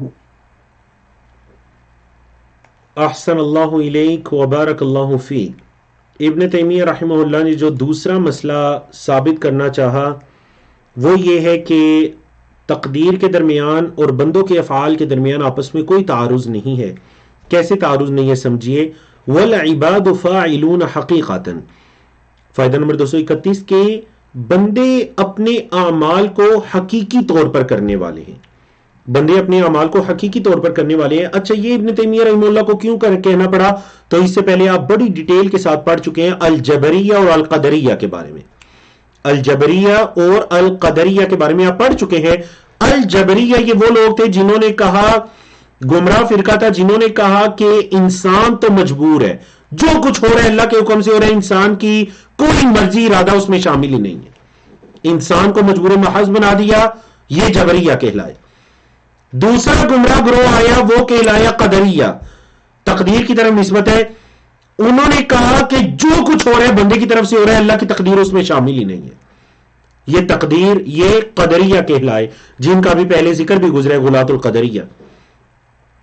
تو ابن تیمیہ رحمہ اللہ ان دونوں گروہوں کا رد کر رہے ہیں اس عبارت کے اندر، جبریہ کا اور قدریہ کا. جبریہ جنہوں نے انسان کو مجبور بنا دیا کہ جو کچھ ہو رہا ہے اللہ کی طرف سے، انسان تو مجبور محض ہے. اور قدریہ اس کے اپوزٹ کے، انہوں نے کیا کیا کہ اللہ کی قدرت کا ہی انکار کر دیا. تو اللہ کی قدرت کی نفی کی وجہ سے وہ قدریہ کہلائے. تو کہتے ہیں والعباد فاعلون حقیقتا. اس کا یہ جو الفاظ ہے نا والعباد فاعلون حقیقتا، اس میں رد ہے جبریہ پر. بولے اس میں رد ہے کس پر؟ جبریہ پر. کیونکہ جبریہ نے یہ کہا تھا کہ جو کچھ ہو رہا ہے اللہ کی مرضی سے ہو رہا ہے، بندہ تو مجبور ہے. تو انہوں نے، ابن تیمیہ رحمہ اللہ نے کیا فرمایا کہ بندے کام کرنے والے ہیں، وہ فاعل ہیں. کیسے؟ حقیقی طور پر. حقیقی طور پر وہ فاعل ہیں، مجبور نہیں ہیں، بلکہ وہ اپنے افعال اعمال کو حقیقی طور پر کرنے والے ہیں. یہ رد ہے جبریہ کا. پھر فرمایا واللہ خلق افعالہم، اللہ نے ان کے افعال کو پیدا کیا ہے. یہ رد ہے قدریہ کا، جنہوں نے اللہ کی تقدیر کا انکار کیا تھا. تو گویا کہ ان دو جملوں کے اندر دونوں فرق کا رد آ گیا. فاعلون حقیقتاً سے جبریہ کا رد اور واللہ خلق افعالہم سے قدریہ کا رد آ گیا. پھر کہتے ہیں والعبد ہوا، بندہ کون ہے جی؟ بندہ وہ ہے هو المؤمن مومن ہے، والکافر کافر ہے، والبر نیک ہے، والفاجر یا فاجر ہے، والمصلی نماز پڑھنے والا ہے، والصائم اور روزے رکھنے والا ہے. وللعباد قدرۃ علی اعمالہم، اب یہ جو انہوں نے لائن کہی نا وللعباد قدرۃ علی اعمالہم، یہ کس پر رد ہے؟ جبریہ پر، کہ بندوں کی اپنے اعمال پر قدرت ہے. بولئے بندوں کی اپنے اعمال پر قدرت ہے. یہ نہیں کہ بندے جو کچھ ہو رہا ہے اللہ کی طرف سے ہو رہا ہے، بندوں کی قدرت سے باہر ہے، نہیں، بلکہ بندوں کی اپنے اعمال پر قدرت ہے. وَلَهُمْ إِرَادَةٌ، اور ان کا ارادہ ہے. بندے اپنے اعمال اپنی قدرت اور اپنے ارادے سے کرتے ہیں. پھر کہتے ہیں وَاللَّهُ خَالِقُهُمْ، اور اللہ ان کا خالق ہے. نہ صرف ان کا خالق ہے بلکہ وَقُدْرَتَهُمْ، اور ان کی قدرت کا بھی خالق اللہ ہے. وَإِرَادَتَهُمْ، اور ان کے ارادے کا بھی خالق اللہ ہے. بندے جو کچھ کر رہے ہیں اپنے ارادے سے اپنی قدرت سے کر رہے ہیں، اور دوسری طرف اللہ ان کا بھی خالق ہے اور اللہ ان کی قدرت اور ارادے کا بھی خالق ہے. تو یہ جو انہوں نے کہا نا واللہ خالقہم وقدرتہم وارادتہم، تو اس میں رد کس کا آ گیا جی؟ قدریہ کا آ گیا. کیونکہ قدریہ نے اللہ کی تقدیر کا انکار کیا تھا، تو قدریہ کا رد آ گیا کہ اللہ ان کا خالق ہے، نہ صرف ان کا بلکہ ان کی قدرت ارادے سب کا خالق اللہ ہے. کما قال تعالی، جیسے اللہ تعالی نے فرمایا لمن شاء منکم ان یستقیم، جو تم میں سے سیدھی راہ پر آنا چاہتا ہے، صراط مستقیم پر آنا چاہتا ہے. لمن شاء منکم، اب دیکھیں اگر بندے کا کوئی اختیار قدرت مشیت شامل نہ ہوتی، اگر شامل نہ ہوتی تو پھر اللہ رب العزت نے اس کی طرف کیوں نسبت کی؟ لمن شاء منکم، جو تم میں سے چاہے. یستقیم، یہ کہ وہ سیدھی سمت میں آئے، مستقیم راہ پر آئے. یہ پہلی دلیل ہوگی. دوسری دلیل سورۃ التکویر کی آیت نمبر 29، اسی سے اگلی آیت وَمَا تَشَاءُونَ إِلَّا أَن يَشَاءَ اللَّهُ رَبُّ الْعَالَمِينَ، اور نہیں تم چاہتے مگر وہ جو اللہ رب العالمین چاہتا ہے. تو مفسرین نے کیا کہا کہ بندوں کی مشیت کو اللہ کی مشیت کے تابع کیا گیا. یعنی یہاں پر بندوں سے مشیت کی نفی نہیں ہے، کیونکہ پچھلی آیت میں یہ ہے لمن شاء منکم. تو یہاں پر آیت کو سمجھیے کہ بندوں کی مشیت کو اللہ کی مشیت کے تابع کیا گیا ہے، بندوں کے ارادے کو اللہ کے ارادے کے تابع کیا گیا ہے. آپ کہہ رہے ہیں یہ جو تقدیر کا یہ والا جو درجہ ہے، هذه الدرجة من القدر، تقدیر کا جو یہ والا درجہ ہے، یکذب بها عامة القدریہ، جو عمومی طور پر قدریہ ہے وہ اس کا انکار کرتے ہیں. الذین، جنہیں سماہم نبی صلی اللہ علیہ وسلم مجوس هذه الامہ، جن کو نبی صلی اللہ علیہ وسلم نے اس امت کا مجوس کرا دیا ہے، وہ اس کا انکار کرتے ہیں. حالانکہ کسی صحیح حدیث میں یہ ثابت نہیں ہے کہ نبی کریم صلی اللہ علیہ وسلم نے ان کو یا ایسی صفات یا ایسا انکار کرنے والے لوگوں کو مجوس کہا ہو، بلکہ یہ صحابہ کے اقوال کے اندر یعنی موقوف حدیث کے اندر اس کا ثبوت ملتا ہے، لیکن کسی صحیح حدیث میں نبی کریم صلی اللہ علیہ وسلم کی طرف اس کی نسبت نہیں ملتی، جو کہ ابن تیمیہ رحمہ اللہ نے ذکر کیا. اور یہ شیخ صالح الفوزان ہے حافظہ اللہ، انہوں نے اس نقطے کی طرف اشارہ کیا کہ کسی مرفوع حدیث میں تو یہ نہیں ملتا کہ نبی کریم صلی اللہ علیہ وسلم نے نسبت کی ہو. ہاں موقوف حدیث میں یہ ملتا ہے کہ صحابہ کرام نے انہیں مجوس کہا. اب سوال یہ پیدا ہوتا ہے کہ انہیں مجوس کیوں کہا گیا؟ اصل میں جو مجوسی تھے ان کے ہاں ایک کنسپٹ تھا، ان کا ایک تصور تھا. وہ یہ کہتے تھے کہ نور سے مراد وہ نیکی اور اطاعت لیا کرتے، اس کا رب الگ ہے، اور ظلم اندھیرا مطلب اس سے مراد وہ گناہ اور برائی لیا کرتے، اس کا رب الگ ہے. تو انہوں نے کہا اصل میں دو الہ ہیں، ایک نور اور دوسرا ظلم، ایک اچھائی کا رب اور دوسرا برائی کا. تو مجوسیوں کے ہاں یہ عقیدہ پایا جاتا تھا.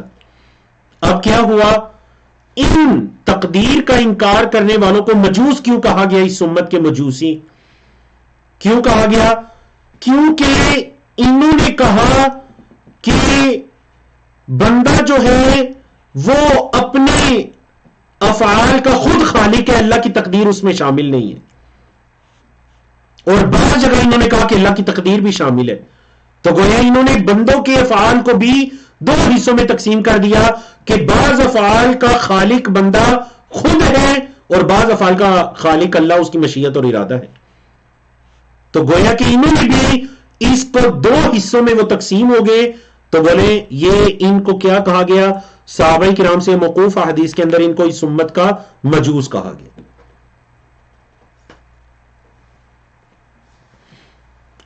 کیا ہوا؟ یغلو فیہا قوم من اہل الاثبات، اہل اثبات میں سے ایک قوم آئی اور انہوں نے آ کر اس کے اندر غلو سے کام لیا.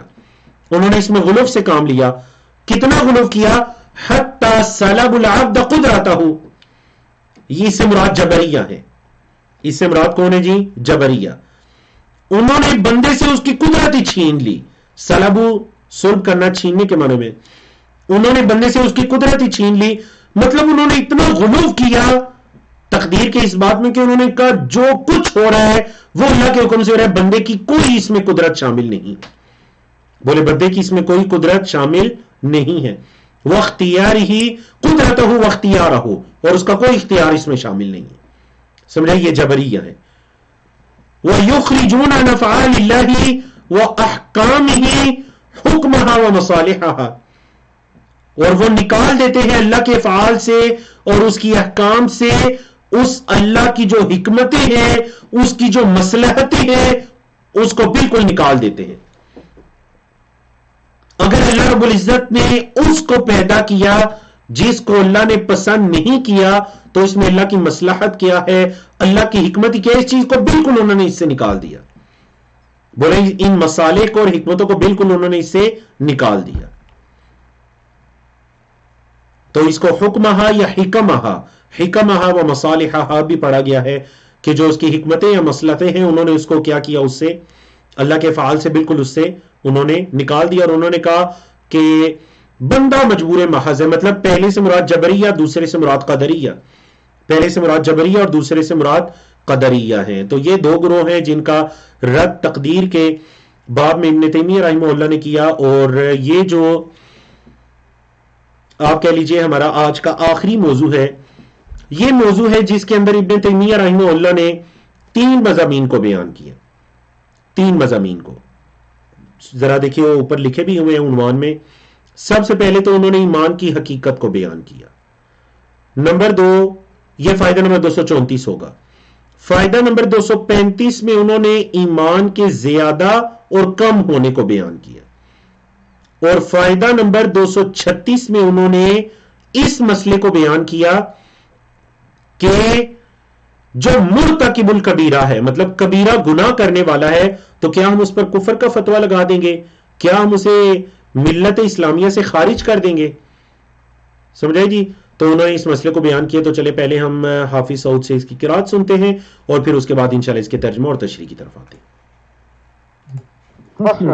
ومن أصول أهل السنة والجماعة أن الدين والإيمان قول وعمل، قول القلب واللسان وعمل القلب واللسان والجوارح، وأن الإيمان يزيد بالطاعة وينقص بالمعصية، وهم مع ذلك لا يكفرون أهل القبلة بمطلق المعاصي والكبائر كما يفعله الخوارج، بل الأقوة الإيمانية ثابتة مع المعاصي، كما قال سبحانه وتعالى: فمن عفي له من أخيه شيء فاتباع بالمعروف. وقال سبحانه وتعالى: وإن طائفتان من المؤمنين اقتتلوا فأصلحوا بينهما فإن بغت إحداهما على الأخرى فقاتلوا التي تبغي حتى تفيء إلى أمر الله فإن فاءت فأصلحوا بينهما بالعدل وأقسطوا إن الله يحب المقسطين إنما المؤمنون إخوة فأصلحوا بين أخويكم. احسن اللہ الیک وبارک اللہ فیک. ماشاء اللہ. یہ جو آپ نے میں نے کہا کہ 3 ٹاپکس ہوں گے اس کے اندر جو عنوان کے اندر لکھے بھی گئے ہیں. ابن تیمیہ رحمہ اللہ فرماتے ہیں فصل، یہ فصل ہے کس بارے میں؟ ومن اصول اہل السنت والجماع، اہل السنہ والجماع کی جو اصول ہیں ان کے اندر یہ بھی شامل ہے کیا؟ ان الدین والایمان، کہ دین اور ایمان کس کا نام ہے؟ قول و عمل، قول و عمل کا نام ہے. بولیے دین اور ایمان قول و عمل کا نام ہے. اچھا اب قول سے کیا مراد ہے جی؟ قول القلب واللسان، قول سے مراد دل اور زبان کی بات ہے، زبان کا قول ہے، دل کا قول اور زبان کا قول. اچھا دل کے قول سے کیا مراد ہے؟ اس سے مراد دل کی تصدیق ہے، مطلب دل سے تصدیق کرنا، واللسان اور زبان سے عمل کرنا، زبان سے اقرار کرنا، زبان سے اقرار کرنا، یہ مراد ہے قول. اچھا عمل ان سے کیا مراد ہے؟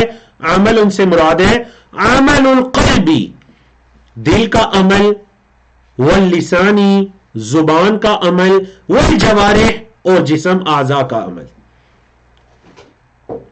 قلب کا عمل کیا مطلب اللہ کا تقوی، اللہ کی محبت، اللہ پر توکل، یہ تمام اعمال القلوب ہے، یہ دل کے اعمال ہیں. لسان کا عمل مطلب اللہ کا ذکر کرنا، اچھائی کا حکم دینا، برائی سے منع کرنا، یہ سب زبان کے اعمال ہیں. جوارح مطلب جسم کے ذریعے عمل کرنا، نمازیں ہیں، حج ہے، عمرہ ہے، زکوٰۃ وغیرہ ہے، کسی کی مدد کرنا ہے، یہ سب جوارح کے ذریعے عمل ہے. یہ ہے ایمان. بولے یہ ہے ایمان. اللہ اکبر. تو پتہ چلا اگر ہم اس پورے مجموعے کو دیکھیں تو اہل السنہ والجماع کے نزدیک ایمان 3 چیزوں کا نام ہے. اہل السنہ والجماع کے نزدیک ایمان 3 چیزوں کا مرکب ہے. نمبر 1 کیا ہے جی؟ اعتقاد بالقلب، دل سے یقین رکھنا، دل سے یقین رکھنا. نمبر 2 نطق باللسان، زبان سے اقرار بھی کرنا، دل سے یقین رکھنا، زبان سے اقرار کرنا. اور نمبر 3 ہے عمل بالارکان، ارکان اسلام پر عمل کرنا، یہ عمل بالجوارح. تو یہ 3 چیزوں کا مجموعہ جی بولے کیا کہلاتا ہے؟ یہ 3 چیزوں کا مجموعہ کہلاتا ہے ایمان. کون کون سی؟ دل سے یقین، اعتقاد القلب، اور النطق باللسان، زبان سے اس کا اقرار بھی کرنا اور عمل بھی کرنا. اللہ رب العزت نے سورۃ الشعراء کے بعد جو سورت ہے اللہ رب العزت نے اس میں کیا فرمایا؟ حضرت موسیٰ علیہ السلام کا جو تفصیلی واقعہ اللہ رب العزت نے اس میں ذکر کیا، تو اس میں یہ فرمایا کہ وَجَاهَدُوا بِهَا، یہ فرعون اور اس کی قوم نے حضرت موسیٰ علیہ السلام کو جو نشانیاں دی گئی ان کا انکار کیا. وَاسْتَيْقَنَتْهَا أَنفُسُهُمْ، حالانکہ ان کے دلوں نے اس کا یقین کر لیا تھا کہ یہ بالکل سچے ہیں. بتائیے ان کے دلوں کے یقین نے ان کو کوئی فائدہ دیا؟ نہیں، کیونکہ وہ زبانوں سے اقرار کرنے والے تھے. تو ہم یہ نہیں کہہ سکتے کہ کوئی بندہ دل سے یقین رکھتے تو کافی ہے. نہیں نہیں نہیں، دل سے یقین تو نبی کریم صلی اللہ علیہ وسلم کی رسالت پر بھی کئی کفار رکھتے تھے. مدینہ کے یہود دل سے یقین رکھتے تھے کہ یہ سچے نبی ہیں. کیا ان کے یقین نے انہیں کوئی فائدہ دیا؟ نہیں، زبانوں سے اقرار نہیں تھا. سمجھ آئی جی؟ اب دوسری چیز کی طرف آئیے. منافقین زبانوں سے اقرار کرتے تھے، دل میں یقین نہیں تھا. تو کیا ان کے ایمان نے انہیں کوئی فائدہ دیا یا زبانوں کے اقرار نے کوئی فائدہ دیا؟ ان المنافقین فی الدرک الاسفل من النار، جہنم کے سب سے جو نچلا گڑھا ہے یہ منافقین اس میں ہوں گے. اس سے مراد اعتقادی، جو عقیدے کے اندر جن کے نفاق ہے، جو زبان سے اقرار کرتے ہیں لیکن دل سے اقرار نہیں کرتے، دل کے اندر یقین نہیں ہے. اور تیسری چیز ہے کہ جو انسان کے اعمال ہیں یہ بھی ایمان میں شامل ہیں، جن کا ذکر آگے تفصیل کے ساتھ آ رہا ہے. یعنی جو اصل مسئلہ ابن تیمیہ رحمہ اللہ ذکر کرنے جا رہے ہیں وہ مرتکب الکبیرہ ہے، کبیرہ گناہ کرنے والا. لیکن اس سے پہلے ذرا ایمان کے بارے میں بتا رہے ہیں کہ ایمان کن چیزوں کا نام ہے، کیونکہ انہوں نے پھر اسی مسئلے کی آگے تفصیل بیان کرنی ہے کہ ایک بندہ اگر کبیرہ گناہ کرتا ہے تو اسے کیا کہیں گے. ایک بندہ اگر نماز چھوڑتا ہے یا کسی فحاشی کا مرتکب ہوتا ہے تو اس کو کیا کہیں گے، مومن کہیں گے یا کافر کہیں گے. تو اس سے پہلے انہوں نے کیا بتا دیا، ایمان 3 چیزوں کا مجموعہ ہے، دل سے یقین، زبان سے اقرار اور جسم یا اعضاء کے ذریعے عمل کرنا. یہ پہلی چیز بتائی. دوسری چیز کہتے ہیں وَأَنَّ الْإِيمَانَ يَزِيدُ بِالطَّاعَةِ، ایمان اطاعت کے کام کرنے سے، نیکی کے کام کرنے سے زیادہ ہوتا ہے. وَيَنْقُصُ بِالْمَعْصِيَةِ، اور معصیت سے ایمان کم ہوتا ہے. بولے معصیت سے ایمان کیا ہوتا ہے جی؟ کم ہوتا ہے. بعض گمراہ لوگوں نے یہ سمجھا کہ ایمان نہ کم ہوتا ہے نہ زیادہ ہوتا ہے، بس ایک ہی درجے پر رہتا ہے ہر بندے کے ہاں. حالانکہ یہ بات درست نہیں ہے. ایمان کی زیادتی کے کئی ایک ادلہ قرآن و حدیث کے اندر موجود ہے. مثال کے طور پر سورۃ الانفال کی دوسری آیت فرمایا انما المؤمنون الذین اذا ذکر اللہ وجلت قلوبهم واذا تلیت علیہم آیاتہ زادتہم ایمانا، کہ مومن تو وہ ہے کہ جب اللہ کا ذکر کیا جاتا ہے ان کے دل ڈر جاتے ہیں، اور جب ان پر آیات پڑھی جاتی ہیں تو ان کا ایمان زیادہ، یہ آیات ان کو ایمان میں زیادہ کر دیتی ہیں. زادتہم ایمانا. اللہ اکبر.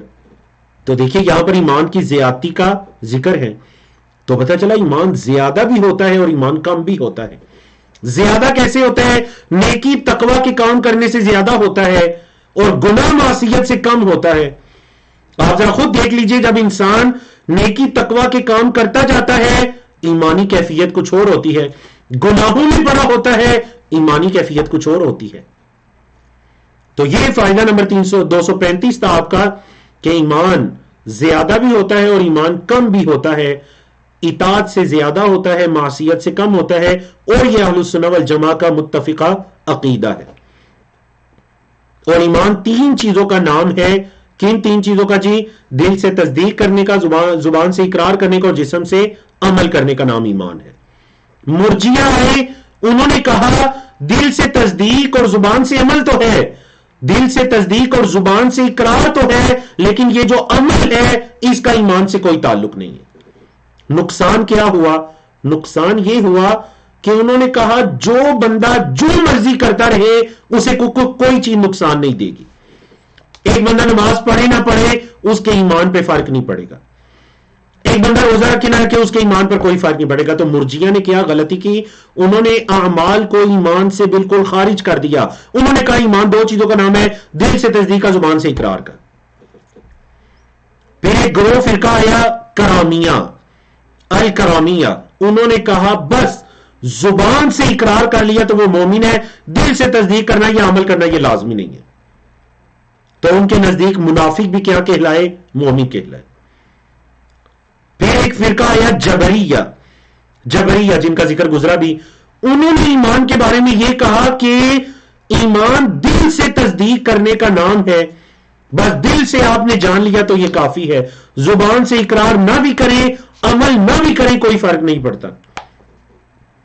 علماء کرام نے کہا پھر جبریہ کے نزدیک تو نبی کریم صلی اللہ علیہ وسلم کے دور کے یہود، کفار، سب جن کو یقین تھا نبی کریم صلی اللہ علیہ وسلم کی صداقت کا، سچائی کا، وہ سب بھی مومن کہلائیں گے کیونکہ دل سے یقین تھا انہیں، لیکن وہ انہوں نے زبانوں سے اقرار نہیں کیا یا عمل نہیں کیے. تو پتہ چلا یہ بات درست نہیں ہے. معتزلہ آئے، معتزلہ نے کہا کہ ایمان دل سے تصدیق کا نام ہے، زبان سے اقرار کا نام ہے اور عمل کرنے کا نام ہے. معتزلہ نے اہل السنہ والجماعہ کی طرح ان تینوں چیزوں کو ایمان میں شامل کیا. لیکن پھر فرق کیا ہے معتزلہ اور اہل السنہ کے عقیدے میں؟ فرق یہ ہے کہ انہوں نے یہ کہا کہ اگر کسی بندے سے گناہ کا ارتکاب ہو گیا تو بس وہ ایمان سے خارج ہو گیا، اب اس کو مومن نہیں کہہ سکتے. اور یہ پہلے گزر بھی چکا ہے، اب اس کو مومن نہیں کہہ سکتے. اور اہل السنہ والجماعہ نے یہ کہا کہ اگر کسی بندے سے گناہ کا ارتکاب بھی ہوتا ہے تو وہ مومن رہے گا، اس کا ایمان ناقص ہوگا لیکن وہ مومن رہے گا. ہم اس پر ایمان کا اطلاق کریں گے, وہ دین اسلام میں داخل رہے گا. ہم کسی کبیرہ گناہ کی وجہ سے اس کو دین اسلام سے باہر نہیں نکال سکتے. سمجھا گی جی؟ تو یہ مختلف گروہوں کا آپ نے ذکر سنا. اب دیکھیں یہ دو مسئلے اتنے تفصیل سے کیوں بیان کیے گئے.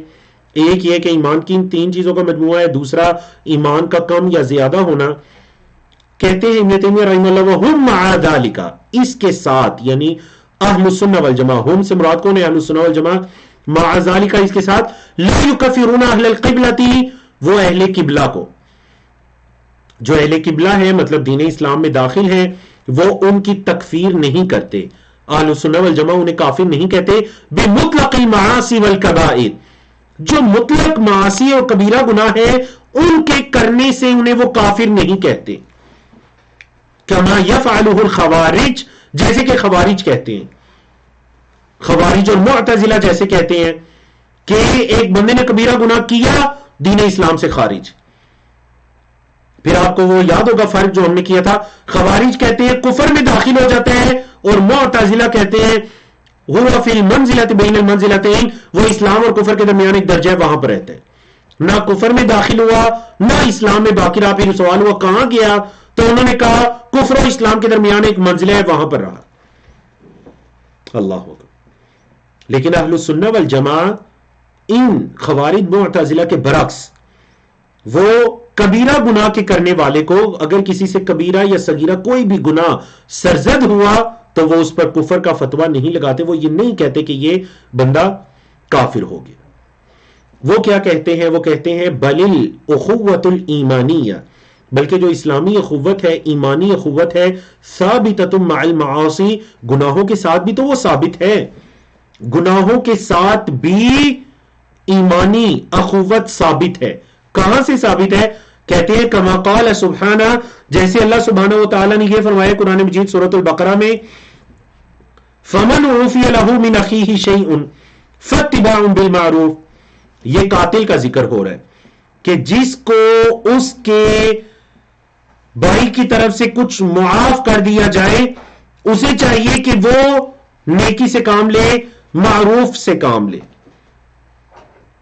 تو دیکھیں اخی ہی, اس کا بھائی, قاتل کا بھائی, مطلب یہ کہ ایک شخص نے کسی کا کوئی نقصان کر دیا, اس کا ہاتھ پاؤں کاٹ گیا, اب اس پر قصاص ہے. یا پھر کسی کو قتل کر دیا تو مراد اس کے اولیاء ہیں, مقتول کے جو ولی ہیں. اب قاتل کو اخی کہا گیا, ان کا بھائی, ان کے بھائی کے ساتھ وہ معروف نیکی سے کام لے, قصاص کے اندر جتنا قصاص بنتا ہے اتنا ہی لے. ایک تو یہ دلیل ہوگی. دوسری سورۃ الحجرات کی آیت نمبر 9 کہ اللہ رب العزت نے فرمایا وَإِن طَائِفَتَانِ مِنَ الْمُؤْمِنِينَ اقْتَتَلُوا, اگر مومنوں کی دو جماعتیں آپس میں لڑ پڑیں, فَأَصْلِحُوا بَيْنَهُمَا, تو ان دونوں کے درمیان اصلاح کرواؤ, ان دونوں کے درمیان اصلاح کرواؤ. فَإِن بَغَتْ إِحْدَاهُمَا عَلَى الْأُخْرَى, اگر ان میں سے ایک دوسری پر بغاوت کرتی ہے, ظلم کرتی ہے, فَقَاتِلُوا الَّتِي تَبْغِي, تو ظلم کرنے والی سے قتال کرو, لڑائی کرو, حَتَّى تَفِيءَ إِلَىٰ أَمْرِ اللَّهِ, یہاں تک کہ وہ اللہ کے حکم کی طرف لوٹ آئے. فَإِن فَاءَتْ, پس اگر وہ لوٹ آتی ہے, فَأَصْلِحُوا بَيْنَهُمَا بِالْعَدْلِ, تو عدل کے ساتھ ان کے درمیان اصلاح کرو. وَأَقْسِطُوا, اور انصاف کرو. ان اللہ یحب المقسطین, اللہ انصاف کرنے والوں کو پسند کرتا ہے. ہاں جی, تو کون ہیں جو یہ بتائیں گے کہ سورۃ الحجرات کی اس آیت سے یہ کیسے ثابت ہو رہا ہے کہ کبیرہ گناہ کا ارتکاب کرنے والا ایمان میں داخل سمجھا جائے گا؟ چیٹ کے اندر کون ہے جو یہ بتانا چاہیں گے؟ ہاں جی, آپ کو سوال سمجھ آ گیا نا, کون ہے جو یہ بتانا چاہیں گے؟ اگلی آیت بھی سن لیجئے, وہ بھی سورۃ الحجرات کی آیت نمبر 200 یعنی آیت نمبر 10 ہے, جسے فائدہ نمبر 236 کے تحت آ رہی ہے کہ انما المؤمنون اخوہ, مومن آپس میں بھائی بھائی ہیں. فاصلحوا بین اخویکم, تو ان کے درمیان صلح کرواؤ, اپنے بھائیوں کے درمیان صلح کرواؤ. تو ماشاءاللہ صحیح جوابات آ رہے ہیں. سسٹر فرحین ہے, ان کا جواب بھی درست ہے. سسٹر بنت اسلام ہے, ان کا جواب بھی درست ہے. اور سمائکہ ہے, ان کا جواب بھی درست ہے. بارک اللہ فیکم. تو سوال سمجھ آیا آپ کو کہ دیکھیں وَإِن طَائِفَتَانِ مِنَ الْمُؤْمِنِينَ اقْتَتَلُوا, مومنوں کی دو جماعتیں اگر آپس میں قتال کریں, لڑ پڑیں, تو بتائیے لڑائی جھگڑا کرنا کبیرہ گناہ ہے یا نہیں؟ کبیرہ گناہ ہے. آپ دیکھیں ان دونوں جماعتوں میں سے لازمی ایک حق پر ہے دوسرا باطل پر ہے، لیکن دونوں جماعتوں کو مومن کہا گیا ہے. لڑائی کرنے والی دونوں جماعتوں کو کیا کہا گیا؟ مومن کہا گیا. تو کیا پتا چلا؟ بولے جی کیا پتا چلا؟ کہ کبیرہ گناہ کا مرتکب ایمان میں باقی رہتا ہے، اس کے کبیرہ گناہ سے اسے ایمان سے باہر نہیں نکال دیں گے، کیونکہ اللہ رب العزت نے آیت نمبر 10 میں انہی کے بارے میں فرمایا کہ انما المؤمنون اخوہ، مومن آپس میں بھائی بھائی ہیں. اخوت کو قائم رکھا، اپنے بھائیوں کے درمیان اصلاح کرواؤ. بولیے اپنے بھائیوں کے درمیان اصلاح کرواؤ. تو یہ ابن تیمیہ رحمہ اللہ نے جو اہل السنہ والجماعہ کا عقیدہ بیان کیا مرتکب الکبیرہ کے بارے میں، اور جو آج کی آخری سلائیڈ ہے، چلے پہلے ہم اس کی قرات سن لیتے ہیں اور پھر اس کے ترجمہ اور تفسیر کی طرف چلتے ہیں. اور اس کی زیادہ تشریح نہیں ہے کیونکہ یہ وہی بات بیان ہو رہی ہے جو انہوں نے پچھلی سلائیڈ میں بیان کر دی ہے، صرف اس کا ترجمہ ہوگا اور آیات کی مزید تفسیر ہوگی اور ایک حدیث آ رہی ہے اس کی کچھ تشریح ہوگی. جی ولا يسلبون الفاسق الملي اسم الإيمان بالكلية ولا يخلدونه في النار كما تقول المعتزلة بل الفاسق يدخل باسم الإيمان كما في قوله تعالى فتحرير رقبة مؤمنة، وقد لا يدخل في اسم الإيمان المطلق كما في قوله تعالى إنما المؤمنون الذين إذا ذكر الله وجلت قلوبهم وإذا تليت عليهم آياته زادتهم إيمانا. وقوله صلى الله عليه وسلم لا يزني الزاني حين يزني وهو مؤمن ولا يسرق السارق حين يسرق وهو مؤمن ولا يشرب الخمر حين يشربها وهو مؤمن ولا ينتبه نهبة ذات شرف يرفع الناس إليه فيها أقمارهم حين ينتهبها وهو مؤمن ويقولون هو مؤمن ناقض الإيمان أو مؤمن بإيمانه فاسق بكبيرته فلا يعطى الاسم المطلق ولا يسلب مطلق الاسم.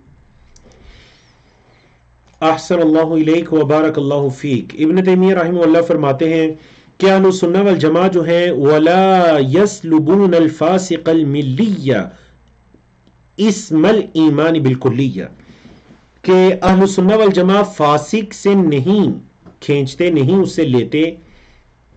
اچھا وہ کون سا فاسق ہے؟ الملی، ملی ملت سے ہے، جو ملت کے اندر دین اسلام میں داخل ہے وہ اسے نہیں سلب کرتے، نہیں لیتے. کیا؟ اسم الایمان بالکلیہ، کلی طور پر ایمان کا لفظ، یعنی وہ یہ نہیں کہتے کہ اب یہ بندہ کلی طور پر کفر میں داخل ہو گیا. وَلَا يُخَلِّدُونَهُ فِي النَّارِ، اور نہ ہی اسے ہمیشہ ہمیشہ کے لیے آگ میں رکھتے ہیں. وَلَا يُخَلِّدُونَهُ، اور نہ ہی اسے ہمیشہ رکھتے ہیں آگ میں. مطلب دیکھیں اس لائن کے اندر فصاحت تو دیکھیے عربی کی، کہ ایک ہی لائن کے اندر دنیا اور آخرت کا دونوں حکم بیان کر دیے گئے کہ اہل السنہ والجماعہ، فائدہ نمبر 237، دنیا کے اندر اس سے ایمان کا لفظ نہیں کھینچتے. ہاں اگر وہ فاسق ہے اور لیکن ملی ہے، ملی سے مراد بعض نے اس کا ترجمہ کلمہ کو بھی کیا، یا پھر جو ملت کے اندر شامل ہے، جو دین اسلام کی ملت کے اندر شامل ہے، وہ اس فاسق سے ایمان کا لفظ نہیں کھینچتے، مطلب اسے کافر نہیں کہتے، وہ مومن رہتا ہے، ایمان کا اطلاق اس سے نہیں لیتے. دنیا کے اندر تو یہ معاملہ ہے، اور آخرت کے اندر وَلَا يُخَلِّدُونَهُ فِي النَّارِ، وہ آخرت میں یہ بھی نہیں کہتے کہ یہ ہمیشہ ہمیشہ آگ میں رہے گا. کما تقول المعتزلہ، جیسے کہ معتزلہ کہتے ہیں. معتزلہ کہتے ہیں ایک بندے نے کبیرہ گناہ کا ارتکاب کیا، اس کی موت ہو گئی، تو اب وہ ہمیشہ ہمیشہ آگ کے اندر رہے گا. اہل السنہ والجماعہ ایسا نہیں کرتے، بلکہ وہ کیا کہتے ہیں؟ وہ کہتے ہیں بل الفاسق يدخل في اسم الایمان، بلکہ جو فاسق ہے وہ ایمان کے نام میں داخل ہے، وہ ایمان کے نام میں داخل ہے. کما فی قولہ تعالی، جیسے کہ اللہ تعالیٰ کا یہ فرمان ہے فتحریر رقبۃ مؤمنہ، ایک مومن گردن کو آزاد کرنا ہے. تحریر کا مطلب آزاد کرنا ہے، رقبہ گردن مطلب ایک غلام کو آزاد کرنا ہے. جز بول کر کل مراد لیا گیا، گردن بول کر پورا غلام مراد ہے کہ ایک غلام کو آزاد کرنا ہے. اچھا وہ غلام مومن ہوگا. اب دیکھیں کیا یہاں پر کوئی ایسی شرط اللہ نے لگائی کہ وہ مومن ایسا ہو جو کبیرہ گناہ نہ کرتا ہو؟ نہیں، بس وہ مومن ہو، ایمان والا ہو، تو اس سے وہ کفارہ ادا ہو جائے گا. تو یہاں پر ایمان کا لفظ مطلق طور پر آیا. اب یقیناً مومن جو ہے وہ کبیرہ گناہ نہیں بھی کر سکتا، کبیرہ گناہ کر بھی سکتا ہے. تو اس طرح سے مطلق طور پر جو ایمان کا لفظ آیا، تو اس طرح سے انہوں نے کہا کہ فاسق بھی ایمان میں داخل ہے. پھر کہتے ہیں ایک ضروری چیز کی طرف اشارہ کیا کہ، اور یہ فائدہ نمبر 239 ہے، اس کو سمجھیے آیت کریمہ کے ساتھ، سورۃ الانفال کی آیت نمبر 2 کے ساتھ. وَقَدْ لَا يَدْخُلُ فِي اسْمِ الْإِيمَانِ الْمُطْلَقِ. قد، یاد رکھیے قد جب فعل مضارع سے پہلے آتا ہے تو اس کا مطلب ہوتا ہے کبھی، کبھی کبھار. وَقَدْ لَا يَدْخُلُ، اور کبھی وہ نہیں بھی داخل ہوتا، کبھی وہ نہیں بھی داخل ہوتا فی اسم الایمان المطلق، ایمان مطلق کے نام میں.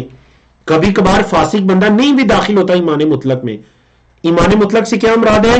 ایمان مطلق سے مراد یاد رکھیے ایمان کامل ہے. کہ فرماتے ہیں جو کامل ایمان کی اگر شرط لگا دی جائے تو پھر فاسق تو اس میں نہیں آئے گا.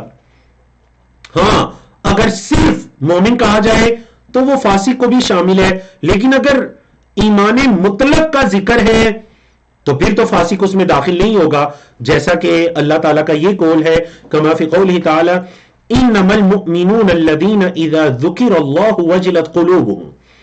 مومن تو بس وہ ہیں، دیکھیں انما کلمہ حصر ہے، بات اسی میں محصور ہو رہی ہے کہ بس مومن تو وہ ہیں الذین اذا ذکر اللہ وجلت قلوبهم، کہ جب اللہ کا ذکر کیا جاتا ہے تو ان کے دل ڈر جاتے ہیں. وَإِذَا تُلِيَتْ عَلَيْهِمْ آيَاتُهُ زَادَتْهُمْ ایمانا. اب یہاں پر مومنون سے کون مراد ہے؟ جو کامل ایمان والے ہیں، یعنی ایمان مطلق جو کامل ایمان والے ہیں، اس سے وہ مراد ہے، اس سے وہ مراد ہے. تو ابن تیمیہ رحمہ اللہ نے جہاں یہ ثابت کیا کہ اہل سنہ والجماع کسی کے کبیرہ گناہ سے اس کو دین اسلام سے باہر نہیں نکال کرتے، باہر نہیں نکال دیتے، بالکل اسی طرح اگر کسی جگہ ایمان مطلق کا ذکر ہے یعنی ایمان کامل کا ذکر ہے تو پھر اس کا مطلب ہے فاسق اس ایمان کامل میں شامل نہیں ہوگا. اب دیکھیے اپنی بات کو مزید واضح کرنے کے لیے کہ کبیرہ گناہ کرنے والا بھی دین اسلام کے اندر داخل سمجھا جائے گا، وہ ایک حدیث لے کر آئے ہیں اللہ کے رسول صلی اللہ علیہ وسلم کی صحیح حدیث کے. آپ صلی اللہ علیہ وسلم نے فرمایا لا یزنی الزانی حین یزنی وہو مؤمن، کہ زانی زنا نہیں کرتا مگر جب وہ زنا کرتا ہے تو وہ مومن ہو. مطلب جب وہ زنا کرتا ہے تو وہ مومن باقی نہیں رہتا، مطلب ایمان اس میں، اس سے مراد بھی ایمان کامل، مطلب کامل ایمان اس میں باقی نہیں رہتا. مومن یعنی یا ہم اس کا صحیح ترجمہ کر سکتے ہیں کہ زانی جس وقت زنا کرتا ہے مومن نہیں رہتا. والسارق حین یسرق یا ولا یسرق السارق حین یسرق وهو مؤمن، چور جب چوری کرتا ہے تو وہ مومن نہیں رہتا. ولا یشرب الخمر حین یشربها وهو مؤمن، کوئی شراب نوشی کرنے والا، شراب پینے والا جب شراب پیتا ہے تو وہ مومن نہیں رہتا. کوئی ولا ينتهب نهبة یا نهبة ضمہ کے ساتھ بہتر ہے، نهبة ذات شرف يرفع الناس إليها فيها أبصارهم حين ينتهبها وهو مؤمن، یا کوئی ڈاکہ زنی کرنے والا، ڈاکہ ڈالنے والا، ایسی چیز جس کی طرف لوگ اپنی گردنیں اٹھا کر دیکھتے ہیں، جب وہ ڈاکہ ڈالتا ہے تو وہ مومن باقی نہیں رہتا. ڈاکو جب کوئی ایسی قیمتی چیز چھپاتا ہے جس کی طرف لوگ نگاہیں اٹھا کر دیکھتے ہیں تو وہ مومن نہیں رہتا. اب یہ بالکل صحیح حدیث ہے، صحیح بخاری کی یہ حدیث ہے، صحیح مسلم کے اندر بھی موجود ہے. اب اس حدیث کے اندر یہ جو چیزیں بیان ہوئی ہیں تو ابن تیمیہ رحمہ اللہ فرماتے ہیں وَيَقُولُونَ، اہل سنہ والجماع کیا کہتے ہیں کہ یہ کام کرنے والا چاہے وہ زانی ہے، سارق ہے، چوری کرنے والا ہے، یا ڈاکہ ڈالنے والا ہے، یا ان کے علاوہ کوئی اور کبیرہ گناہ کرنے والا ہے، وہ کہتے ہیں ہوا مؤمن، وہ مومن ہے، لیکن کیسا مومن ہے؟ ناقص الایمان، اس کا ایمان ناقص ہے. بولے اس کا ایمان ناقص ہے. اچھا مومن کیسے ہے؟ یا پھر وہ کیا کہتے ہیں او مؤمن بی ایمانی ہی، اپنے ایمان لانے کی وجہ سے وہ مومن ہے، فاسق بکبیراتہ، اور اپنے کبیرہ گناہ کرنے کی وجہ سے وہ فاسق کہلائے گا. فاسق کہلائے گا کیوں؟ کیونکہ اس نے کبیرہ گناہ کیا. مومن کہلائے گا کیوں؟ کیونکہ وہ ایمان لایا. فلا یعطى الاسم المطلق. اسم المطلق سے مراد وہی ایمان کامل ہے، اس کو ایمان کامل بھی نہیں دیا جائے گا، اس کو ایمان کامل بھی نہیں دیا جائے گا. ولا یسلب مطلق الاسم. مطلق الاسم سے مراد کیا ہے جی؟ کہ اس سے، یا ناقص ایمان مراد ہے کہ اس سے ایمان کا لفظ بھی نہیں چھینا جائے گا، نہ اسے یہ سرٹیفکیٹ دیا جائے گا کہ تو کامل ایمان والا ہے. نہیں، ناقص ایمان والا ہے کیونکہ کبیرہ گناہ سرزد ہوا ہے یا سرزد ہو رہا ہے. اور دوسری طرف اس سے ایمان کا اطلاق بھی نہیں لیا جائے گا، اسے یہ بھی نہیں کہا جائے گا کہ کبیرہ گناہ سرزد ہوا ہے تو اب تم کافر ہو گئے ہو. نہ اسے کامل ایمان والا کہا جائے گا، اس حدیث سے بھی یہ پتا چلا، اور نہ ہی اسے کافر کہا جائے گا، اس سے ایمان کا اطلاق لیا جائے گا. تو دیکھیے کس قدر درمیانہ، یعنی یہ اہل السنہ والجماعہ کا توسط بھی ہے نا، ان کا اعتدال بھی ہے، جو کہ ابن تیمیہ رحمہ اللہ نے بیان کیا کہ کس قدر وہ معتدل ہیں. یاد رکھیے دین اسلام کے اندر یہ سختی نہیں ہے کہ کسی نے ایک کبیرہ گناہ کا ارتکاب کیا تو اسے دین اسلام سے ہی باہر نکال دیں، یا اس کو، حتیٰ کہ اگر اس پر حد بھی قائم ہوتی ہے تو وہ اسلام کی حالت میں ہی باقی ہے. اگرچہ اس پر زنا کی یا چوری کی یا قتل کی حد بھی قائم ہوتی ہے، اس کو اس کے بدلے میں قتل بھی کر دیا جاتا ہے، پھر بھی وہ، اس کی موت اسلام ایمان کی حالت میں ہوئی ہے، اسے اسلام یا ایمان کا اطلاق نہیں لیا جائے گا، اور نہ ہی اسے کامل ایمان والا سمجھا جائے گا، بلکہ اپنے کبیرہ کی وجہ سے اسے ناقص ایمان والا کہا جائے گا، اور اپنے ایمان کی وجہ سے اس پر ایمان کا لفظ بھی باقی رکھا جائے گا. تو یہ آج کے مختلف موضوعات ہیں جن کو ہم نے اللہ کی توفیق سے مکمل کیا. آنے والے لیکچر کے اندر انشاءاللہ ابن تیمیہ رحمہ اللہ جس موضوع کو شروع کرنے جا رہے ہیں وہ اللہ کے رسول صلی اللہ علیہ وسلم کے صحابہ کے بارے میں، اہل السنہ والجماعہ کا کیا عقیدہ ہے، اور آپ علیہ الصلوۃ والسلام کی آل کے بارے میں اہل السنہ والجماعہ کا کیا عقیدہ ہے. یہ موضوعات تفصیل کے ساتھ آئیں گے انشاءاللہ. امید ہے کہ انشاءاللہ اگلے لیکچر کے اندر بھی آپ اسی طرح توجہ کے ساتھ بیٹھیں گے. اقول قولی ھذا استغفر اللہ لی ولکم ولسائر المسلمین من کل ذنب وصلی اللہ تعالی علی نبینا محمد وعلی آلہ وصحبہ اجمعین.